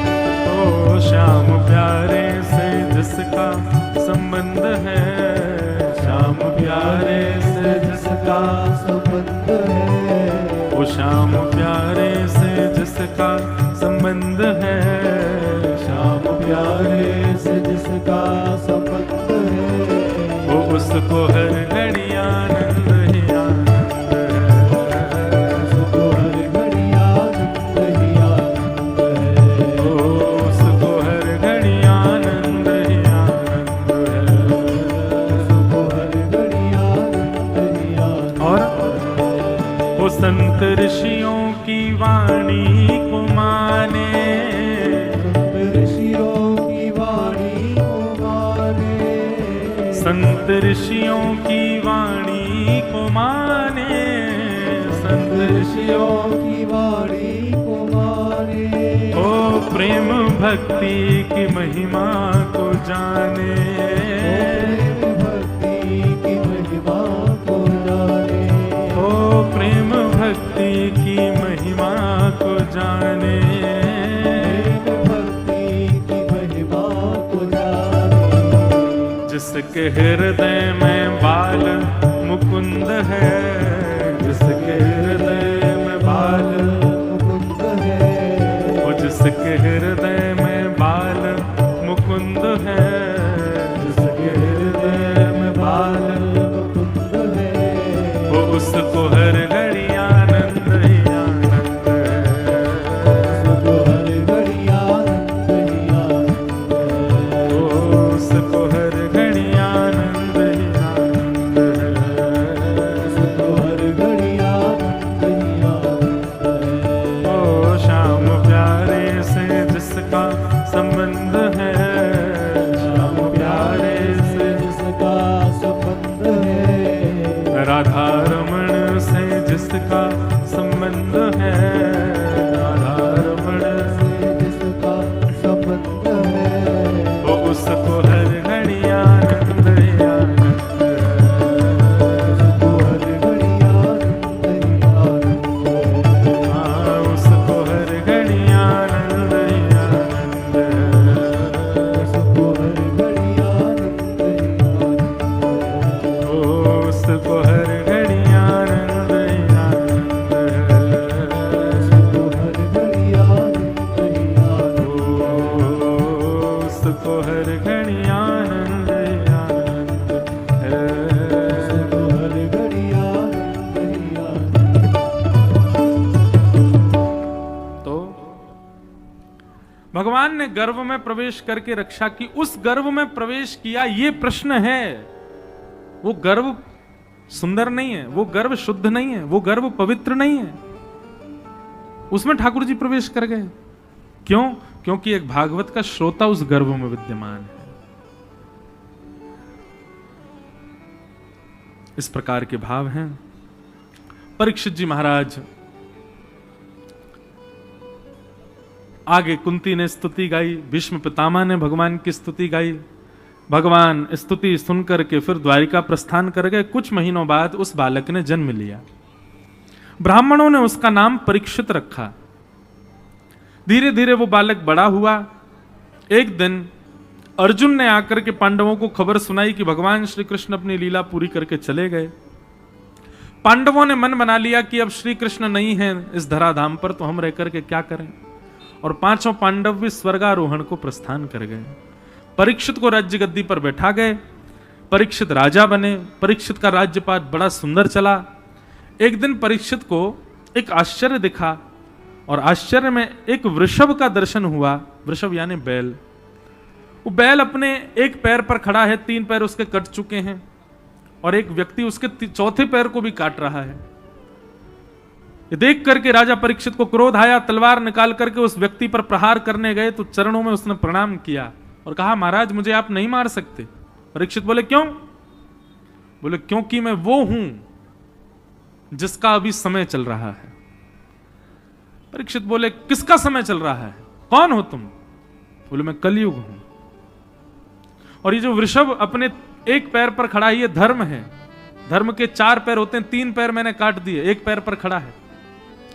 सत्य, दान, दया और पवित्रता, ये 4 चरण होते हैं धर्म के। धार्मिक व्यक्ति में अगर ये 4 लक्षण नहीं है तो समझिए वो धार्मिक नहीं है। सत्य, दान, दया और पवित्रता,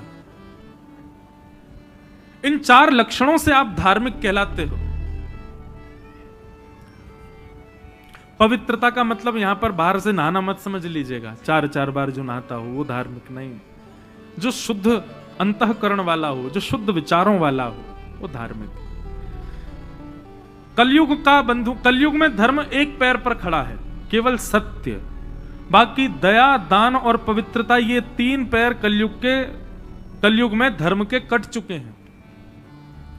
दया, दान और पवित्रता, इसका तो केवल हम लोग ये समझ लीजिए कि बस किंचित मात्र 0.1% हम करते हैं।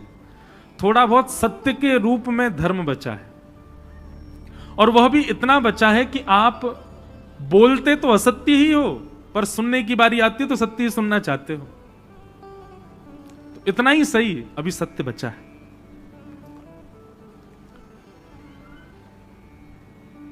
परीक्षित ने कहा, कलयुग, मेरे राज्य को छोड़ करके जाओ। बोले, नहीं जा सकता। युग व्यतिक्रम नहीं हो सकता। सतयुग के बाद त्रेता, त्रेता के बाद द्वापर, अब मेरी बारी। लेकिन हाँ, यदि आप बहुत ज्यादा आग्रह करेंगे तो आप मुझे कुछ स्थान दे दो, मैं वहां रह लूंगा। तो 5 स्थान प्रदान किए। द्यूतम पानम स्त्रिय सूना यत्रा धर्मश्चतुर्विध। पहले 4 स्थान दिए। द्यूतम यानी कि जुए में कलयुग का निवास है। पानम यानी कि मदिरा पान भक्ष सेवन में कलयुग का निवास है। पर स्त्री पर पुरुष गमन में कलयुग का निवास है। और हिंसा यानी कि कलेश में, लड़ाई झगड़ा मार काट, इनमें कलयुग का निवास है। ये 4 स्थान है। कलयुग ने कहा 1 स्थान और दे दीजिए, 5 हो जाएंगे, मेरा परिवार रह लेगा। तब पुनश्च याचमानाय जात रूप मदात प्रभो। 5वां स्थान मांगने पर कलयुग को अनीति से कमाए गए धन में निवास बताया। बिना मेहनत के कमाए गए धन में कलयुग का निवास होता है। 5 स्थान है। लेकिन बंधुओं, कितनी आश्चर्य की बात है, कलयुग आज भी 5 ही जगह पर है, लेकिन उसका प्रभाव हम सबके ऊपर है। इसका मतलब हम सबने इन 5 घाटों का पानी पी रखा है, और 5 का नहीं तो 1 का तो पिया है निश्चित, तभी हम पर कलयुग चढ़ रहा है। सबसे पहला द्यूतम, जुआ। जुआ का मतलब खेल में सट्टेबाजी करने मात्र नहीं होता। लक्ष्मी को आप कहीं भी दांव पर लगाते हो, वो जुआ कहलाता है। लक्ष्मी को आप जहां कहीं भी दांव पर लगा देते हो, वो सब जुआ है। उससे आपकी मति नष्ट होती है। 1 रुपए का भी कभी जुआ नहीं खेलना है। आपको उस समय नहीं पता चलेगा, लेकिन वो आपका नहीं तो आपके आने वाली पीढ़ी का बुद्धि नाश कर देगा। किसी ने मुझसे पूछा था, जुआ खेलने से बुद्धि पर प्रभाव कैसे पड़ता है? मैंने कहा बुद्धि प्रदान करते हैं साक्षात नारायण, और जब उनकी पत्नी को दाव पर लगा दोगे, बुद्धि देंगे वो आपको। जाको प्रभु दारुण दुख देही ताकि मति पहले हर लेही। जिसको ठाकुर जी को कष्ट देना होता है, उसकी बुद्धि हरण कर लेते हैं। वो गलत करता है, उसको लगता है यही सही है। इसलिए भैया अपने आप को बहुत सौभाग्यशाली माना करो कि आपको गलत सही की पहचान है। इसका मतलब ठाकुर जी की आप पे कृपा है। जिन लोगों को गलत वस्तु गलत नहीं लगती, समझ लीजिएगा ठाकुर जी ने उनको बुद्धि ही नहीं दी है, विवेक ही नहीं दे रखा। हमको ये बोध होता है ये गलत है, ऐसा नहीं होना चाहिए, तो इसका मतलब है कि ठाकुर जी कृपा है हमारे ऊपर कि हम पे बुद्धि है, विवेक है हमारे पास। तो जो व्यक्ति जुआ खेलता है, ठाकुर जी उसकी बुद्धि का हरण कर लेते हैं। और बुद्धि हरण होते ही वो नाश का कारण उसका वो ही नहीं, आगामी पीढ़ी बेचारे जिनका अपराध नहीं है वो भी उसको सहेंगे, फिर उनको भी सहना पड़ेगा वो दारुण दुख। इसलिए जुआ नहीं खेलना, कभी भी सट्टाबाजी नहीं।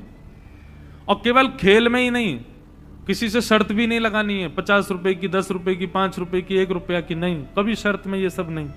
गुलाब जामुन की शर्त लगा लो, रसगुल्ला की शर्त लगा लो, समोसा की शर्त लगा लो, लक्ष्मी की नहीं। सबसे पहला द्यूतम। दूसरा पानम, मदिरा पान भक्ष सेवन,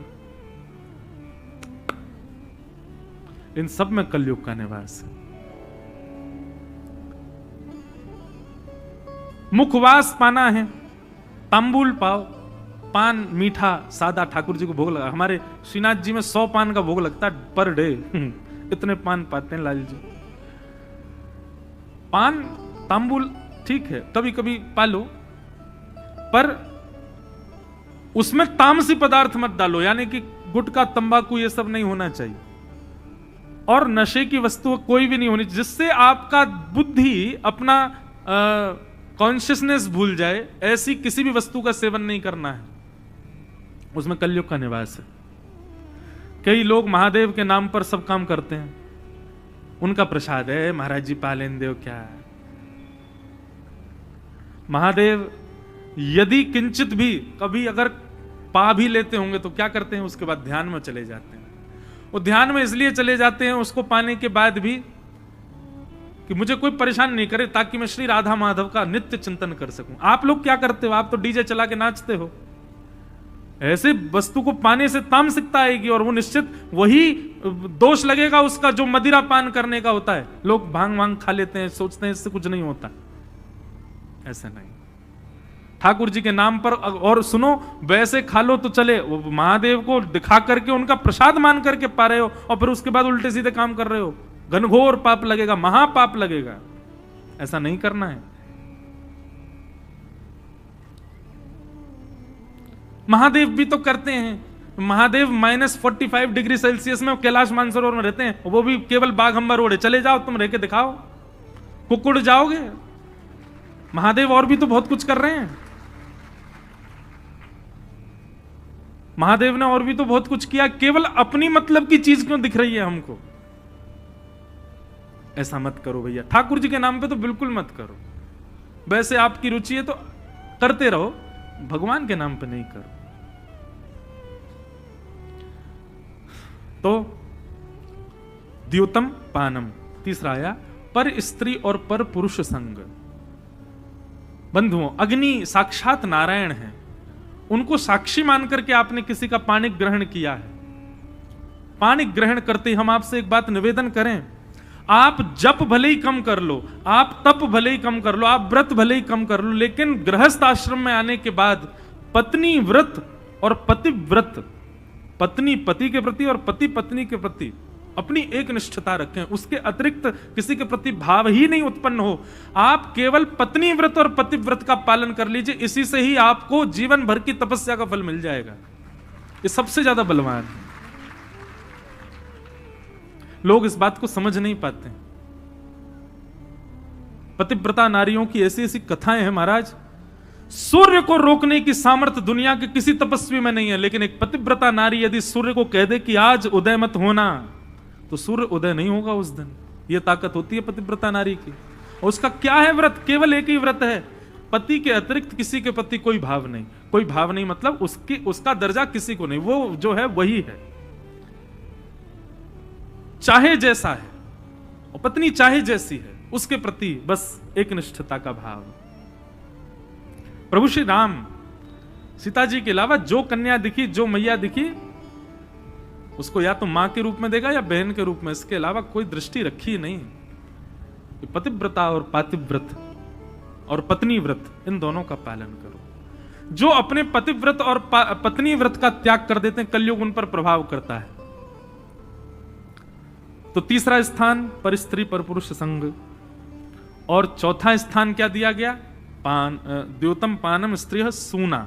सूना यानी कि हिंसा, विवाद, लड़ाई झगड़ा, मार काट, इसमें कलयुग का निवास है, नहीं करना है। बंधुओं देखिए, पति पत्नी हो, बहन भाई हो, भाई भाई हो, बहन बहन हो, अड़ोसी पड़ोसी हो, रिश्तेदार नातेदार हो, अगर एक अग्नि के रूप में आ चुका है, मतलब एक क्रोध ही हुआ है, दूसरे को चाहिए वो जल बने। भले ही उसकी गलती नहीं है, फिर भी वो जल का काम करे उस समय। आजकल क्या हो गया है, एक अग्नि बनता है तो दूसरा कपूर बन जाता है, एक अग्नि बना है तो दूसरा मिट्टी का तेल बन जाता है, और जल करके राख हो जाते हैं फिर आपस में। जल बनो। आपकी गलती नहीं है, आपने कुछ गलत नहीं किया, लेकिन सामने वाला अभी बहुत क्रोध में है, तो आप उस पर क्रोध ना करके आप उस समय अपनी, मान लो मेरी गलती भैया, तेरे पाम पड़ूं भैया, मत करे ऐसा, जल बन जाओ, उसको शांत करो, अग्नि मत बनो। जब किसी को क्रोधी देख करके आप भी क्रोध में आ जाते हैं, तो निश्चित है आप पर कलयुग का प्रभाव है। द्योतम पानम स्त्रिय सूना। और पांचवा स्थान, अनीति से कमाया गया धन, बिना मेहनत के कमाया गया धन, उसमें कलयुग का निवास होता है। ये कोविड ने एक चीज तो डाल दी है लोगों के अंदर, बिना मेहनत के पैसे कमाने की रुचि बहुत हो गई है। ऐसा कुछ बता, घर बैठे बैठे कमाते रहे। आजकल एडवर्टाइजमेंट भी आते हैं, बोले घर बैठे करोड़पति बन जाओ, जो बन जाओ त्यों बन जाओ। कभी भी इन चक्करों में नहीं पड़ना। घर बैठे पैसा कमाने वाली कोई भी स्कीम आ रही है तो निश्चित ये समझ लेना साक्षात कलयुग आ रहा है उसके रूप में आपके घर में। परिश्रम करो, मेहनत करो, श्रम करके धन कमाओ, बिना श्रम के 1 रुपया भी नहीं। ये 5 स्थान दिए। कलयुग 5 स्थानों में बैठ गया, और आश्चर्य की बात 6वां स्थान नहीं है कलयुग के पास, ये केवल 5 स्थान है। अगर कोई व्यक्ति इन 5 स्थानों पर वेग लगा दे, बच जाए इन 5 से, उस पर कलयुग का प्रभाव नहीं हो सकता, नहीं हो सकता, नहीं हो सकता। क्योंकि छठवां स्थान ही नहीं है कलयुग का।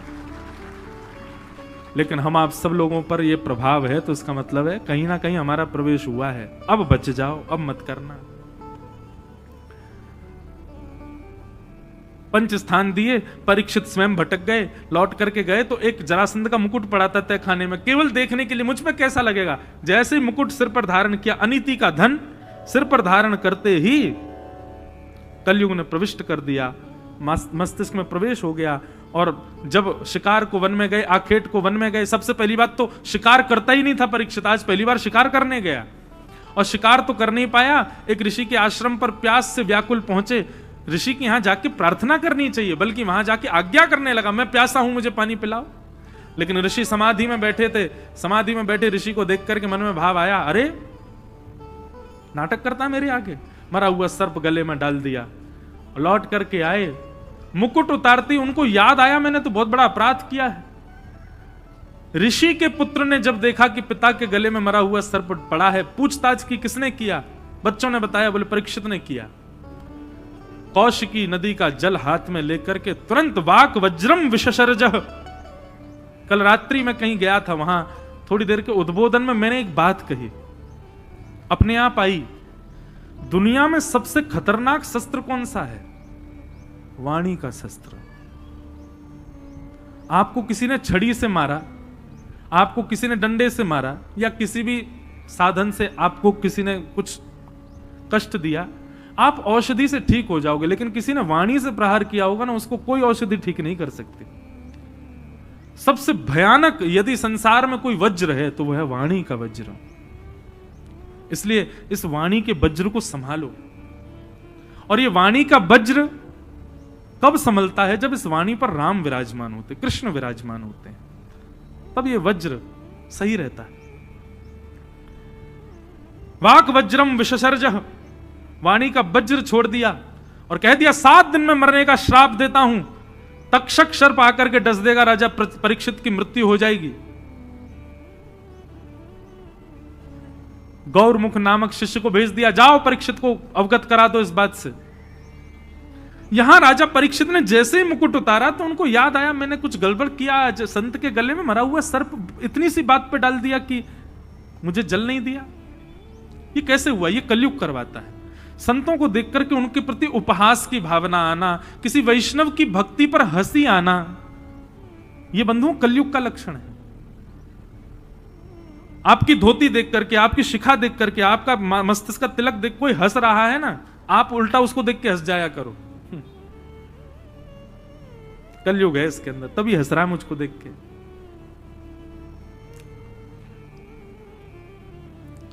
गौरमुख नामक शिष्य ने आकर के बता दिया, राजा परीक्षित आपके जीवन के केवल 7 दिन बचे, अपनी मुक्ति का उपाय खोज लीजिए।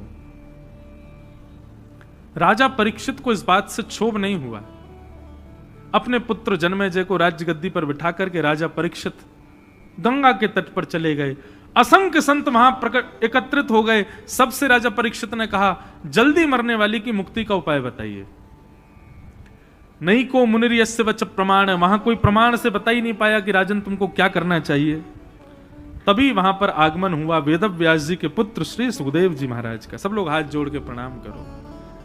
तत्राभवद भगवान व्यास पुत्रो यदिच्छया गामट मानो नपेक्ष अलक्षलिंगो निजलावतुष्टो व्रतश्च बालैरवधूत वेश।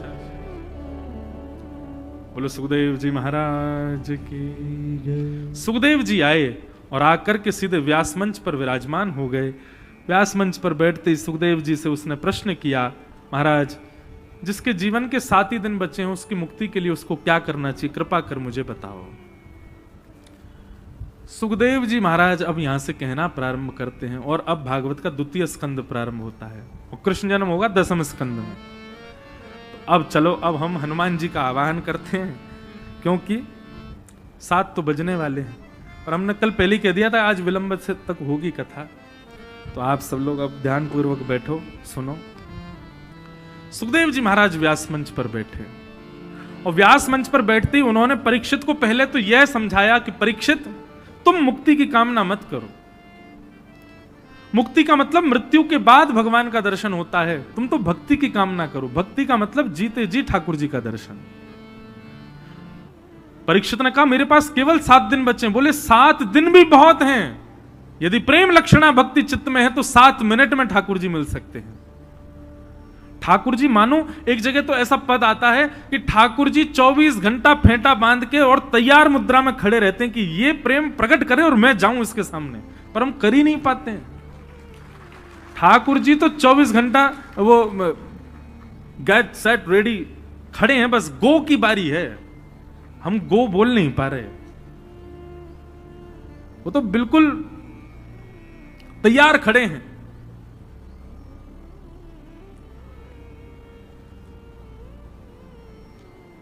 चौबीस घंटा उनको मेरा और आपका चिंतन रहता है ठाकुर जी को। बस नेक नेक कसर रह गई है, नेक और कर ले, मैं तो तैयार बैठा हूं तेरे पास आवे को, तू करे तो सही। बस वो कसर पूरी भागवत जी करती हैं। यहां बताए गए सूत्रों से वो कसर पूरी होती है। और एक बात बंधु कहें, हमारी तो हो गई। हमारे पास जब से लाल जी पधारे हैं तब से यही भाव है, ठाकुर जी साक्षात पधार गए। और सुनो, कसर में पीछे आप भी नहीं हो। आप सबके ठाकुर जी भी कोई कम है क्या? ये स्वयं ठाकुर जी आपके घर में विराज रहे हैं। देखो, ठाकुर जी आपके घर में विराज रहे हैं और आपका उनके प्रति नित्य प्रति प्रेम बढ़ रहा है, तो ये समझना वो साक्षात कृष्ण ही विराजे हैं। और आप केवल उनको विराजमान करके और जो है खाना पूर्ति कर रहे हो, प्रेम प्रेम कुछ नहीं है, तो फिर तो ये समझो कि ठाकुर जी अभी कह रहे हैं भाई कसर रह गई, इन्हें कर या को पूरी। एक प्रकार से मैं ये बात कह दूं तो कोई अतिशयोक्ति नहीं। कृष्ण के प्रति प्रेम प्रकट होना यह साक्षात ठाकुर जी के प्रकट होने के समान है। प्रेम आ गया ना कृष्ण के प्रति, समझो ठाकुर जी आ गए। और क्या चाहिए आपको? प्रेम आ गया उनके प्रति, तो समझो वही हैं। मीराबाई के सामने कोई साक्षात ठाकुर जी नहीं आए हैं। मीराबाई के चित्त में प्रेम आ गया, फिर भी वो कहती है मेरे तो गिरधर गोपाल दूसरो ना कोई, साधुआ ने संग बैठ बैठ लोक लाज खोई, भाई छोड़िया बंधु छोड़िया छोड़िया जग सोई। क्यों छोड़ा? ठाकुर जी प्रत्यक्ष तो आए नहीं, प्रत्यक्ष नहीं आए हैं, पर ठाकुर जी के प्रति जो प्रेम है वो प्रेम कोई और नहीं, वो ठाकुर जी ही हैं। एक बात मैं आपको हाथ जोड़ के निवेदन कर दूं, ठाकुर जी प्रत्यक्ष तो आपको नहीं मिलेंगे और प्रत्यक्ष आपके संग रहें ऐसा भी नहीं होगा। ठाकुर जी की अनुभूतियां रहेंगी साथ में, ठाकुर जी का अनुभव रहेगा साथ में। कभी स्पर्श का अनुभव होगा, कभी स्वप्न का अनुभव होगा, कभी अनुभूति अनुभव होगा। यही ठाकुर जी हैं। ठाकुर जी कोई गले में गलवैयां डाल के 24 घंटा बैठे रहे, ऐसा संभव नहीं होगा और ऐसा होना भी नहीं है। आप ठाकुर जी से प्रार्थना भी करना है, ऐसा मत करना, क्योंकि इतना सामीप्य यदि ठाकुर जी ने दे दिया तो आप उनकी वैल्यू नहीं करोगे। ठाकुर जी तो अनुभव ही कराते हैं, अनुभूति ही कराते हैं। सुखदेव जी महाराज ने समझाया, बोले परीक्षित तुम भक्ति मांगो, मुक्ति मत मांगो। 7 दिन की बात कर रहे हो, 7 मिनट में ठाकुर जी आ जाएंगे। तब परीक्षित ने हाथ जोड़ के कहा मुझे भक्ति दिलाइए, और इस भक्ति के लिए साधन क्या है? बोले साधन श्रीमद् भागवत है। तब यहां पर सुखदेव जी महाराज ने भागवत की कथा सुनाना प्रारंभ किया, सृष्टि का प्रसंग सुनाया और उद्धव विदुर संवाद, विदुर मैत्रेय संवाद आदि सुनाते हुए यहां पर पृथ्वी का सृजन, और पृथ्वी के सृजन में सबसे पहले मानव स्वयंभू मनु, स्वयंभू मनु की 3 पुत्री 2 पुत्र, आकुति, देवहूति, प्रसूति, प्रियव्रत और उत्तानपाद, इन 4 संतानों की कथा सुनाई, जिसमें सबसे पहले कथा देवहूति की सुनाई गई। देवहूति का कर्दम प्रजापति के साथ में विवाह हुआ और इनके यहां भगवान कपिल रूप में प्रकट हुए। बोलो कपिल भगवान की। कपिल भगवान के साथ देवहूति माता का संवाद हुआ, जिसका आज हमने एक अंश सुना। ऐसे करीब 8 प्रश्न देवहूति माता ने किए हैं कपिल भगवान से। हमने एक प्रश्न सुना, हम उसी से ही कपिल देवहूति संवाद को, जो 4 भक्तों के लक्षण बताए भगवान कपिल ने, ऐसे कपिल देवहूति संवाद को हम प्रणाम करते हैं। तत्पश्चात आगे सती चरित्र सुनाया गया। कल मुझे एक प्रश्न आया था और उस प्रश्न में यह भाव था, बोले महाराज जी हमने सुना है कि श्री सीता जी गौरी पूजा के लिए जाती हैं, और वहीं प्रसंग आता है कि जब राम जी वन में सीता जी को खोज रहे थे उस समय महादेव सती के साथ में थे, और सती के प्रस्थान के बाद पार्वती जी के साथ में विवाह हुआ, तो फिर गौरी पहले कहां से आ गई?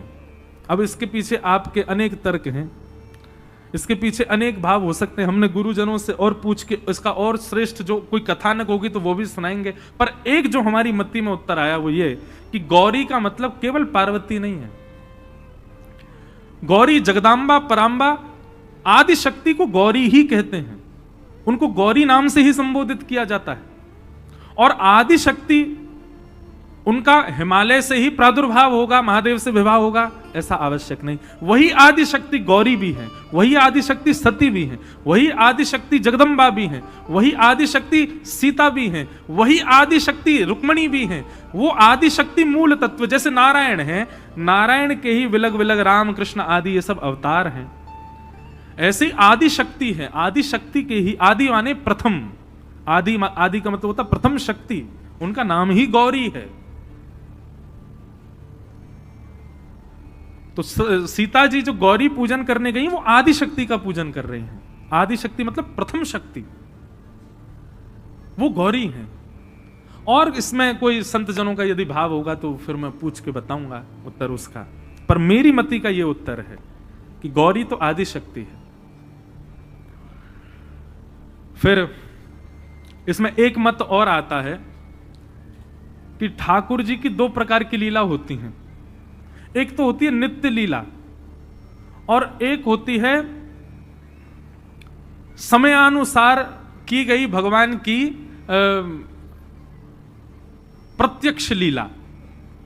नित्य लीला में तो नित्य महादेव और पार्वती नित्य विराजमान होते हैं, पर जब वो अपनी लीला को प्रत्यक्ष रूप देते हैं किसी पुराण के लिए, ग्रंथ के लिए, हम लोगों की सीख के लिए, तब वहां पर वो लीला अलग तरीके से करने का प्रयास करते हैं। पर नित्य लीला में महादेव सदा पार्वती जी के साथ में विराजमान है, सदा आदि शक्ति के साथ में विराजमान है। तो नित्य लीला की यदि बात करें तो नित्य में तो महादेव का आदिकाल से अनादिकाल से पार्वती जी के साथ में विराजमान होना निश्चित है, इसलिए गौरी पूजा। तो ये दो कारण हैं, एक तो होता है कि वो नित्य हैं, उनको प्रकट होने की आवश्यकता नहीं, वो नित्य से ही विराज रहे हैं। और दूसरा कारण गौरी आदि शक्ति है, उनको भी गौरी कहा जाता है। तो इस प्रकार सती चरित्र सुनाया गया। उसके बाद ध्रुव जी की कथा बताई। नन्हे से 5 वर्ष के ध्रुव जी अपनी छोटी मां की फटकार सुनकर के वन में गए और वन में जाकर के नारद जी के द्वारा प्रदत्त द्वादशाक्षर मंत्र से उन्होंने भगवत प्राप्ति की। ये द्वादशाक्षर मंत्र कौन सा है? ओम नमो भगवते वासुदेवाय, ओम नमो भगवते वासुदेवाय, ओम नमो भगवते वासुदेवाय, ओम नमो भगवते वासुदेवाय, वासुदेवाय कृष्णचंद्राय, वासुदेवाय कृष्णचंद्राय, वासुदेवाय कृष्णचंद्राय, वासुदेवाय कृष्णचंद्राय, हे वासुदेवाय बद्रीनाथाय, वासुदेवाय बद्रीनाथाय, वासुदेवाय मुक्तिनाथाय, वासुदेवाय बद्रीनाथाय, ओम नमो भगवते वासुदेवाय, ओम नमो भगवते वासुदेवाय, ओम नमो भगवते वासुदेवाय, ओम नमो भगवते वासुदेवाय,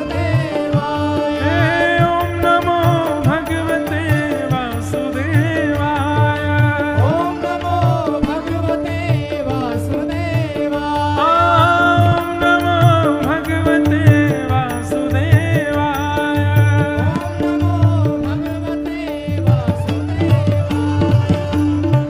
ध्रुव जी महाराज को यह द्वादशाक्षर मंत्र प्राप्त हुआ नारद जी से। बंधुओं, ये सिद्ध मंत्र है। यदि कोई व्यक्ति नित्य द्वादशाक्षर मंत्र का जाप करता है, उसको कभी ना कभी ठाकुर जी का साक्षात्कार निश्चित होगा। द्वादशाक्षर मंत्र में यह सामर्थ्य है। अच्छा बंधुओं, भगवत साक्षात्कार का मतलब ये मत समझिए आपको गली में चलते फिरते कभी ठाकुर जी मिल जाएं। भगवत साक्षात्कार आपको किसी भी रूप में हो सकता है। आपको कभी बादल की आकृति में भी ठाकुर जी दिख सकते हैं, कभी आपको संगमरमर के पत्थर की आकृति में भी ठाकुर जी दिख सकते हैं, कभी वृक्षों की आकृति में भी ठाकुर जी दिख सकते हैं, किसी मानव की रूप आकृति में भी ठाकुर जी दिख सकते हैं। कहीं भी आपको ठाकुर जी का दर्शन हो सकता है। तो द्वादशाक्षर मंत्र ध्रुव जी महाराज ने 5 महीने तक इस मंत्र का जाप किया और 5वें महीने भगवान गरुड़ पर विराजमान होकर के ध्रुव जी महाराज को दर्शन देने के लिए पधारे। बोलो भक्त वत्सल भगवान की जय। प्रश्न उठ गया, ध्रुव जी महाराज को 5 महीने में भगवान कैसे मिल गए इतनी जल्दी? तो इसमें बहुत सी कथाएं आती हैं। एक कथा ऐसी आती है कि ध्रुव जी अपने पूर्व जन्म में अनेक जन्मों में कई भजन कर चुके ठाकुर जी का। अनेक जन्मों तक भजन करते करते करते उनका अनेक वर्षों का भजन हो चुका था। केवल भगवत प्राप्ति में 5 महीने का भजन शेष रह गया था।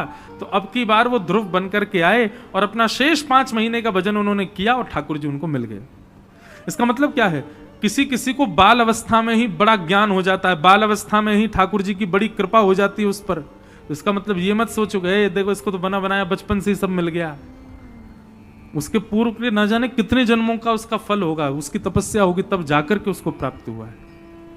और कई लोग होते हैं पूरे जीवन निकल जाता है उनका, फिर भी उन पर कृपा नहीं होती ठाकुर जी की। इसका मतलब क्या? अभी तुम्हारा तप शेष रह गया और करो। भगवत प्राप्ति की एक अवधि होती है, वो अवधि कितने जन्मों में पूर्ण होगी हम लोग नहीं जानते। बस इतना समझ लीजिए बाल्यकाल से यदि प्रेम ठाकुर जी से होने लगा है तो यह आपका अंतिम जन्म है। इसी जन्म में ही आप ठाकुर जी को प्राप्त करके प्रस्थान करने वाले हो। अच्छा, अंतिम जन्म है, इसके कई सारे लक्षण बताए गए, ध्यान से सुनना। पहला, ठाकुर जी नाम रूप लीला और धाम, इन चारों से बाल अवस्था से प्रेम हो जाना। ठाकुर जी के नाम से, ठाकुर जी की लीला से, ठाकुर जी के धाम से, ठाकुर जी के रूप से बाल अवस्था से ही प्रीति होने लग जाना, यह एक अंतिम जन्म का द्योतक है। अंतिम जन्म किसी व्यक्ति का है, उसका दूसरा लक्षण क्या है? संसार में जितने भी सद्गुण हैं एक साथ वो सारे सद्गुण किसी व्यक्ति में दिखने लग जाएं। कम बोलता है, मुस्कुराता रहता है, प्रसन्न मुद्रा में रहता है, क्रोध करने वाली बात पर भी लेट गो करता है, छोड़ने का भाव रखता है, छोड़ो क्या करना गुस्सा, सबकी सहायता का मन होता है, अपने लिए ज्यादा कुछ ना करे, सबके लिए करने का उसके चित्त में भाव आवे। और सबसे बड़ी बात, आपको उसमें गुण ही गुण दिखने लग जाएं। बोले कि यार सारे गुण हैं, इतना अच्छा, इतना सीधा, इतना भोला, इतना प्यारा, ये सारे लक्षण एक साथ किसी में दिखने लग जाएं, समझ जाना ये उसका अंतिम जन्म है। और ये बात ऐसे ही नहीं है, इसका तर्क है। व्यक्ति जब अनुभवी हो जाता है ना तो शांत हो जाता है। बाल अवस्था में उछलता है क्योंकि अनुभव नहीं है, गर्म वस्तु को भी छूने जाता है, खाई को भी यूं समझता है इसमें कूद जाऊं, सर्प आदि को भी बालक पकड़ लेता क्योंकि अनुभव नहीं उसको। धीरे धीरे अनुभव होता है तो भय भी जन्म लेता है, धीरे धीरे अनुभव होता है तो वो थोड़ा शांत होने लग जाता है। बहुत अनुभव हो जाने पर आप वृद्धों को देखो, वो शांत हो जाते हैं। उनको कोई कुछ गलत कह दे तो भी उनको क्रोध नहीं आता, उनके अनुकूल सब्जी ना बने, रोटी ना बने, उनके अनुकूल व्यवस्था ना हो तो भी वो सह लेते हैं। क्यों? अनुभव हो गया है।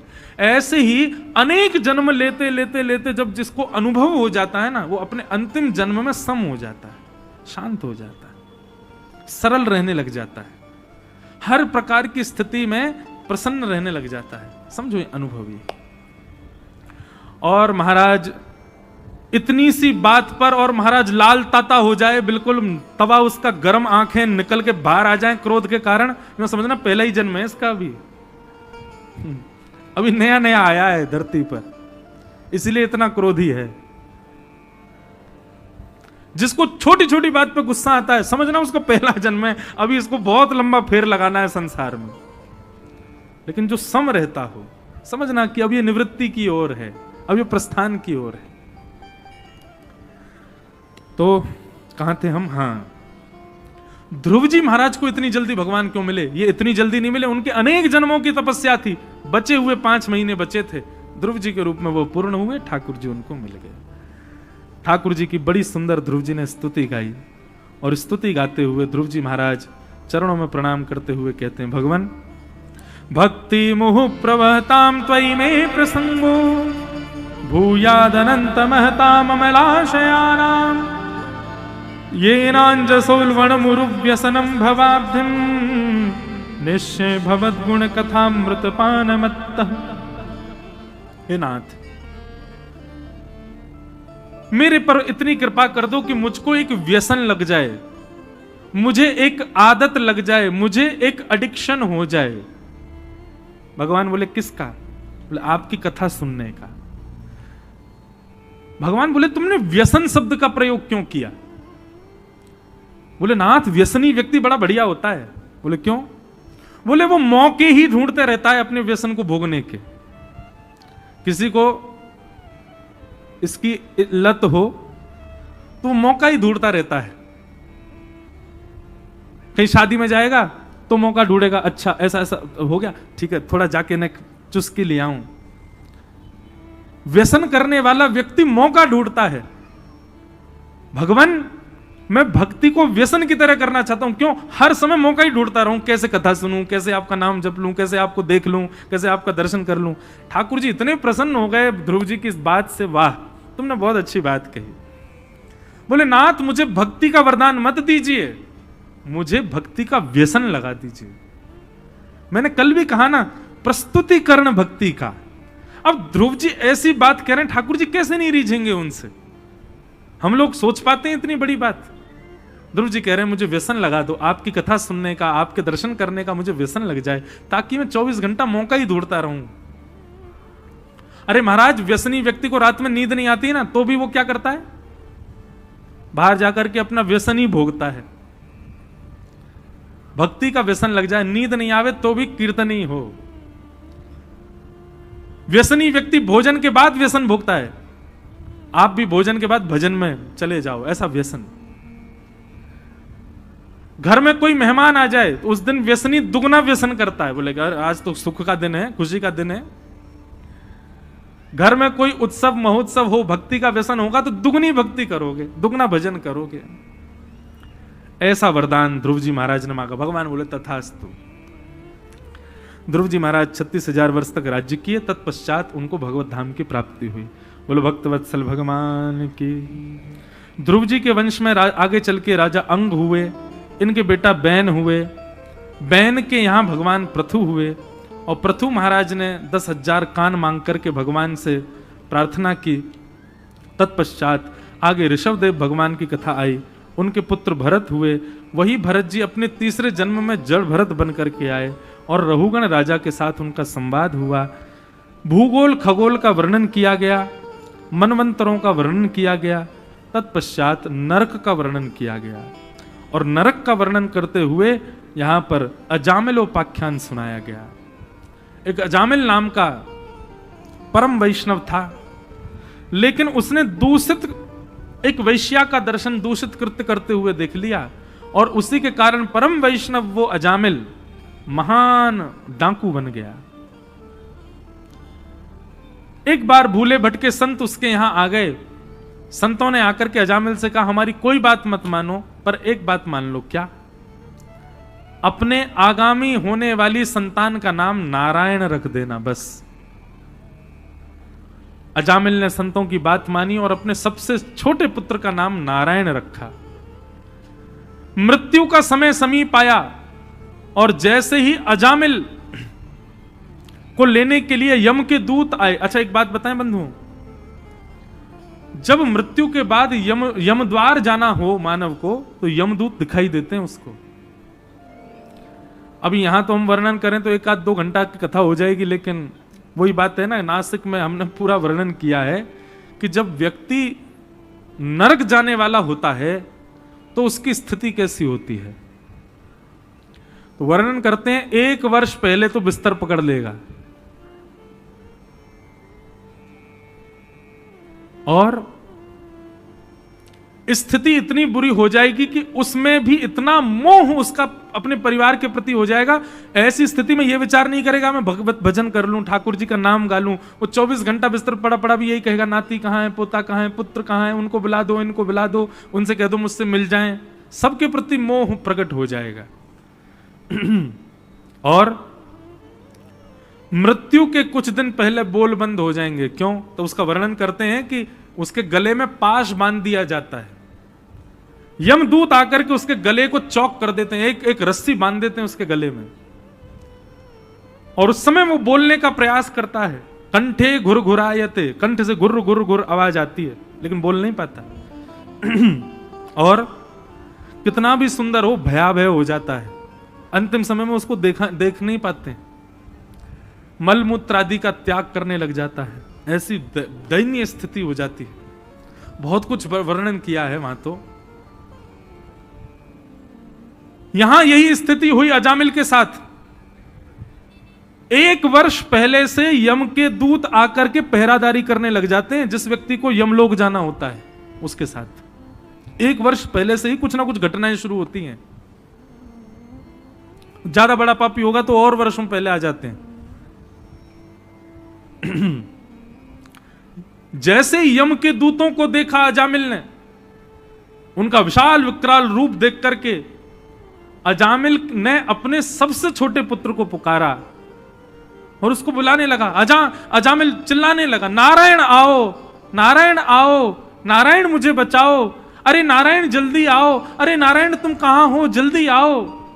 नारायण नारायण नारायण नारायण जैसे ही कहने लगा, इतने में ही शंख चक्र गदा पद्मधारी 2 भगवान नारायण के दूत वहां प्रकट हो गए। भगवान के दूत भी 4 भुजा वाले होते हैं। और उन्होंने आकर के अपने सुदर्शन चक्र से गले में बंधे हुए पाश को काट दिया और यमदूतों से कहा, अब आप इसको नहीं ले जा सकते। यमदूतों ने कहा, आप जानते हैं ये कौन है? ये अजामिल है, महापापी। इसने अपने जीवन में कौन सा पाप नहीं किया? वो लोग कितने भी पाप किए हों, पर इसने अभी अभी नारायण कहा है। और महाराज, यदि नारायण कोई व्यक्ति ऐसे ही बोल दे, बिना भाव के भी बोल दे और अंतिम समय में बोल दे, तो निश्चित है कितना भी बड़ा पापी हो, उसके सारे पाप खत्म हो जाते हैं। ये नारायण नाम की, ये भगवान नाम की अंते नारायण स्मृति, अंत में नारायण स्मरण होने से आपके जीवन भर के सारे जितने भी कोटे हैं और जितने भी किए धरे हैं, भगवान सबको समाप्त कर देते हैं। सब छोड़ो। इसने नारायण बोल दिया, लेके आओ मेरे द्वार पे। लेकिन एक बात बोलें, इस दुनिया में यदि सबसे कठिन यदि कुछ है तो वह है अंतिम श्वास में नारायण का नाम याद आना। शास्त्र आज्ञा करते हैं आपको जीवन भर ठाकुर जी याद आ जाएंगे, लेकिन जब अंतिम समय आएगा तब ठाकुर जी की याद नहीं आएगी। ये माया है ठाकुर जी की। ठाकुर जी अंतिम क्षण में ही अपना नाम याद नहीं आने देते। उस समय आपको दुनिया का प्रपंच याद आ जाएगा, ऐसी ऐसी बातें याद आ जाएंगी जो जीवन में याद नहीं आई। ठाकुर जी की याद नहीं आएगी। तब बराह पुराण में एक जगह ऐसा वर्णन किया गया, तो फिर ठाकुर जी की याद कैसे आवे अंतिम समय में? तो बोले उसके लिए क्या करो? बोले युवा अवस्था से ही, कुमार अवस्था से इतना भजन करो, इतना भजन करो, इतना भजन करो। यदि अंतिम समय में भगवत स्मृति न भी हो तो आपके जीवन भर के किए गए भजन का प्रताप ये हो कि अंतिम समय में ठाकुर जी आपका स्मरण कर लेंगे, ठाकुर जी आपको याद कर लेंगे। देखो, हम भजन इसलिए नहीं कर रहे कि हम अंतिम समय में ठाकुर जी को याद करें, हम इसलिए कर रहे हैं कि ठाकुर जी हमको अंतिम समय में याद कर लें,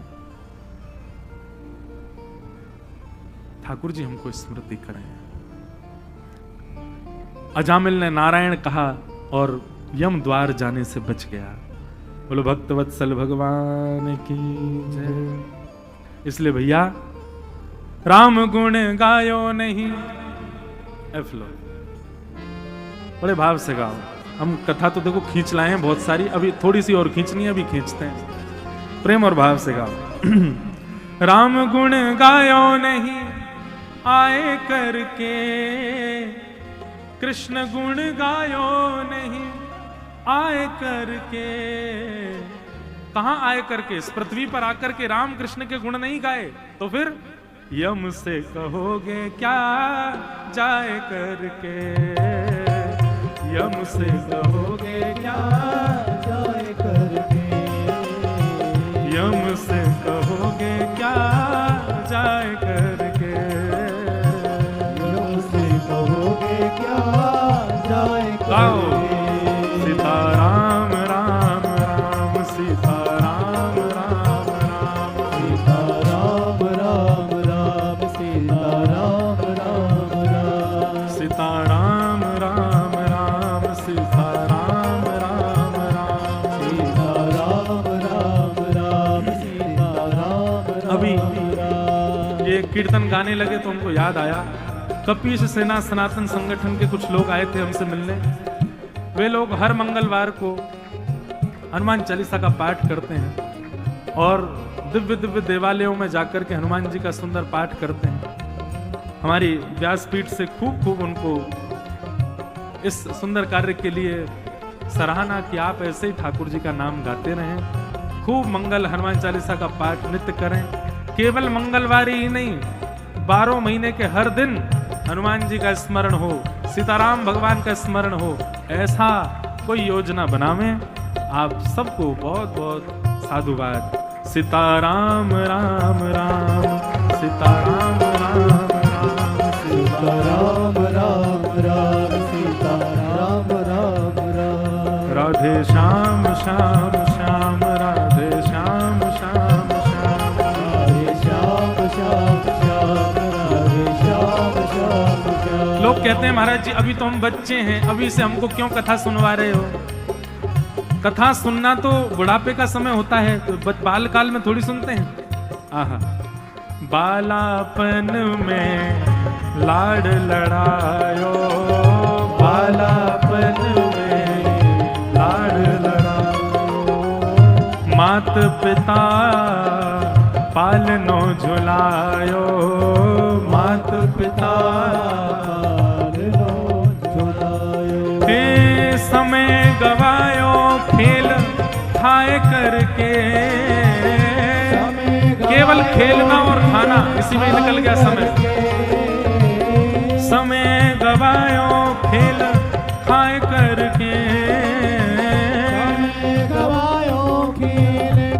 भैया यम से कहोगे क्या जाए करके, यम से कहोगे क्या जाए करके। इसलिए गाओ सीताराम राम राम सीताराम राम राम सीताराम राम राम सीताराम राम राम। ओ राधे श्याम श्याम श्याम राधे श्याम श्याम श्याम। राधे श्याम श्याम श्याम राधे श्याम अब श्याम श्याम। बाल अवस्था निकल गई तो बाल अवस्था के बाद आती है तरुण अवस्था यानी युवा अवस्था।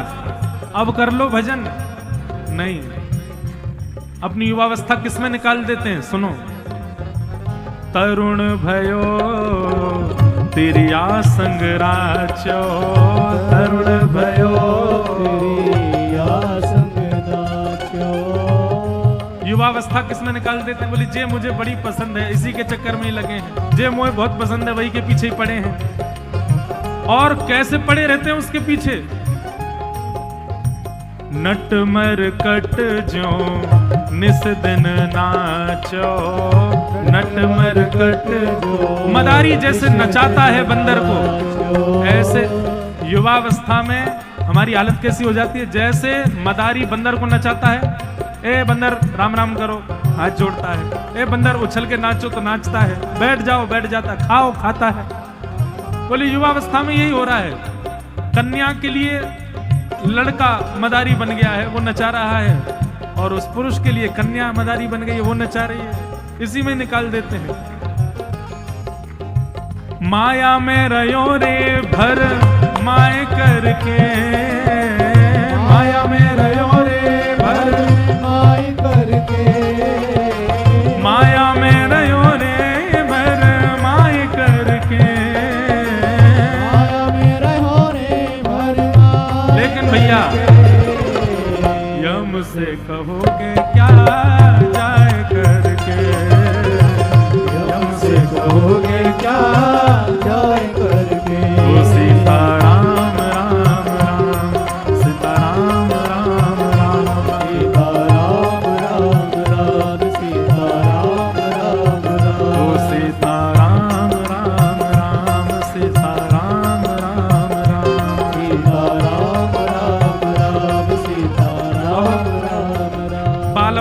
निकल गई, युवावस्था निकल गई, अब कौन सी अवस्था आई है? वृद्धावस्था। अब बूढ़े हो गए। अब स्थिति क्या है?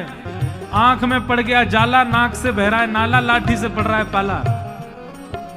अब भजन करने से क्या फायदा? जीवन बीत बुढ़ापा आवे, जीवन बीत बुढ़ापा आवे, इंद्रिय सब शिथिल हो जावे। इंद्रिय सब शिथिल हो जब जावे। आंखों से देख नहीं पाओगे, मुख से बोल नहीं पाओगे, पैरों से चल नहीं पाओगे, हाथों से ताली बजा नहीं पाओगे, तब क्या होगा? तब रोगे पछताए करके, तब रोगे पछताए करके, तब रोगे पछताए करके, तब रोगे पछताए करके, यम से कहोगे क्या जाए करके, यम से कहोगे क्या जाए करके, ओ यम से कहोगे क्या जाए करके, यम से कहोगे क्या जाए। करताल बजाओ।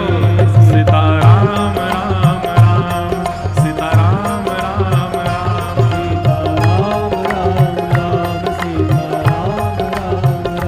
सीताराम राम राम, सीताराम राम राम, सीताराम राम राम, ओ सीताराम राम राम, सीताराम राम राम, सीताराम राम राम, सीताराम राम राम, सीताराम राम राम, सीताराम राम राम, सीताराम राम राम,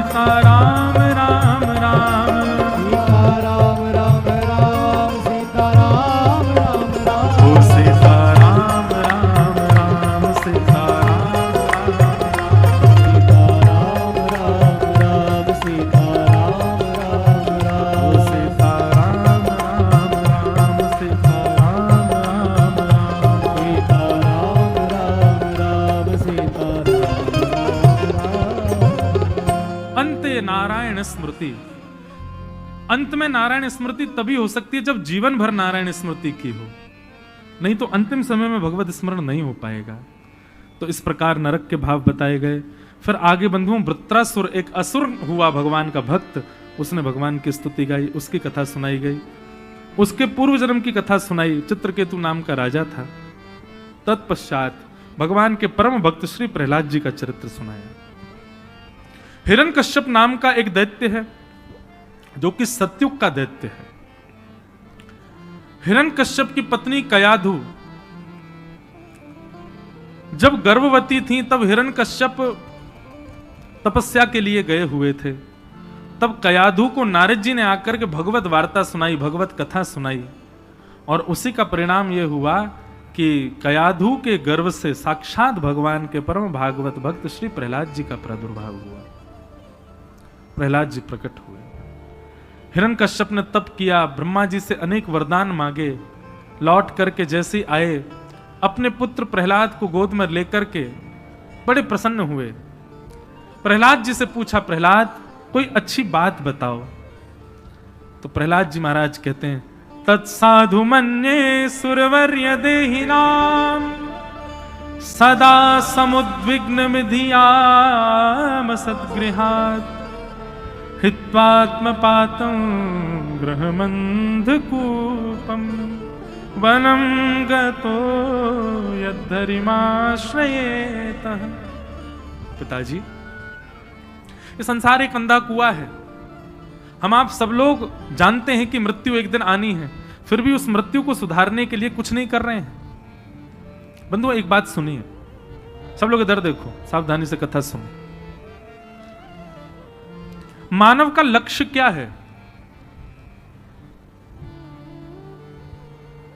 हमारा ये जीवन विश्राम कहां होगा? हमारा गंतव्य क्या, डेस्टिनेशन क्या है? मृत्यु। और जब हमको पता है कि हमारी डेस्टिनेशन मृत्यु है, हमारा गंतव्य मृत्यु है, तो क्यों ना उस मृत्यु को सुखद बनाने का कुछ कार्य किया जाए, उस मृत्यु को सफल बनाने का कुछ कार्य किया जाए। मृत्यु को सफल बनाने का उद्देश्य चित्त में रखना, यही मानव का लक्ष्य होना चाहिए। मेरी मृत्यु सफल हो, मृत्यु के बाद मुझे कहीं कोई ग्लानि ना रह जाए कि मैं ये ना कर पाया, मुझसे ये नहीं हो पाया। और माफ कीजिएगा, मृत्यु के बाद ये ग्लानि नहीं होती कि मैंने रसगुल्ला क्यों नहीं खाया, मृत्यु के बाद ये ग्लानि नहीं होती कि मैंने वो क्यों नहीं पाया, मैंने ये क्यों नहीं। संसारी भोगों की तो आत्मग्लानि होती है मृत्यु के बाद। राम राम राम राम राम, मैं केवल इंद्रियों में ही लगा रहा, मैं केवल इंद्रियों में ही लगा रहा। एक बात ध्यान से सुनिए, ये मानव शरीर अवसर है भगवान के द्वारा हम लोगों को। यहां पंडाल में जितने लोग बैठे हैं, आंखों के आगे जितने मानव दिख रहे हैं, इन सब पर ठाकुर जी ने कृपा करके अवसर दिया कि चलो तुमको मानव बनाता हूं, तुम में हिम्मत हो तो इस चक्कर से निकल के दिखाओ। ये अवसर है, इस अवसर का दुरुपयोग मत कीजिए। विषय भोगों में संलिप्त, विषय भोग ऐसा नहीं है कि व्यासपीठ पर हम हैं तो हमारे जीवन में कोई विषय नहीं है, पर उस विषय के प्रति ही 24 घंटे चिंतन रखना यह उचित नहीं है। धीरे धीरे प्रयास करना चाहिए कि वह विषय भी छूटे।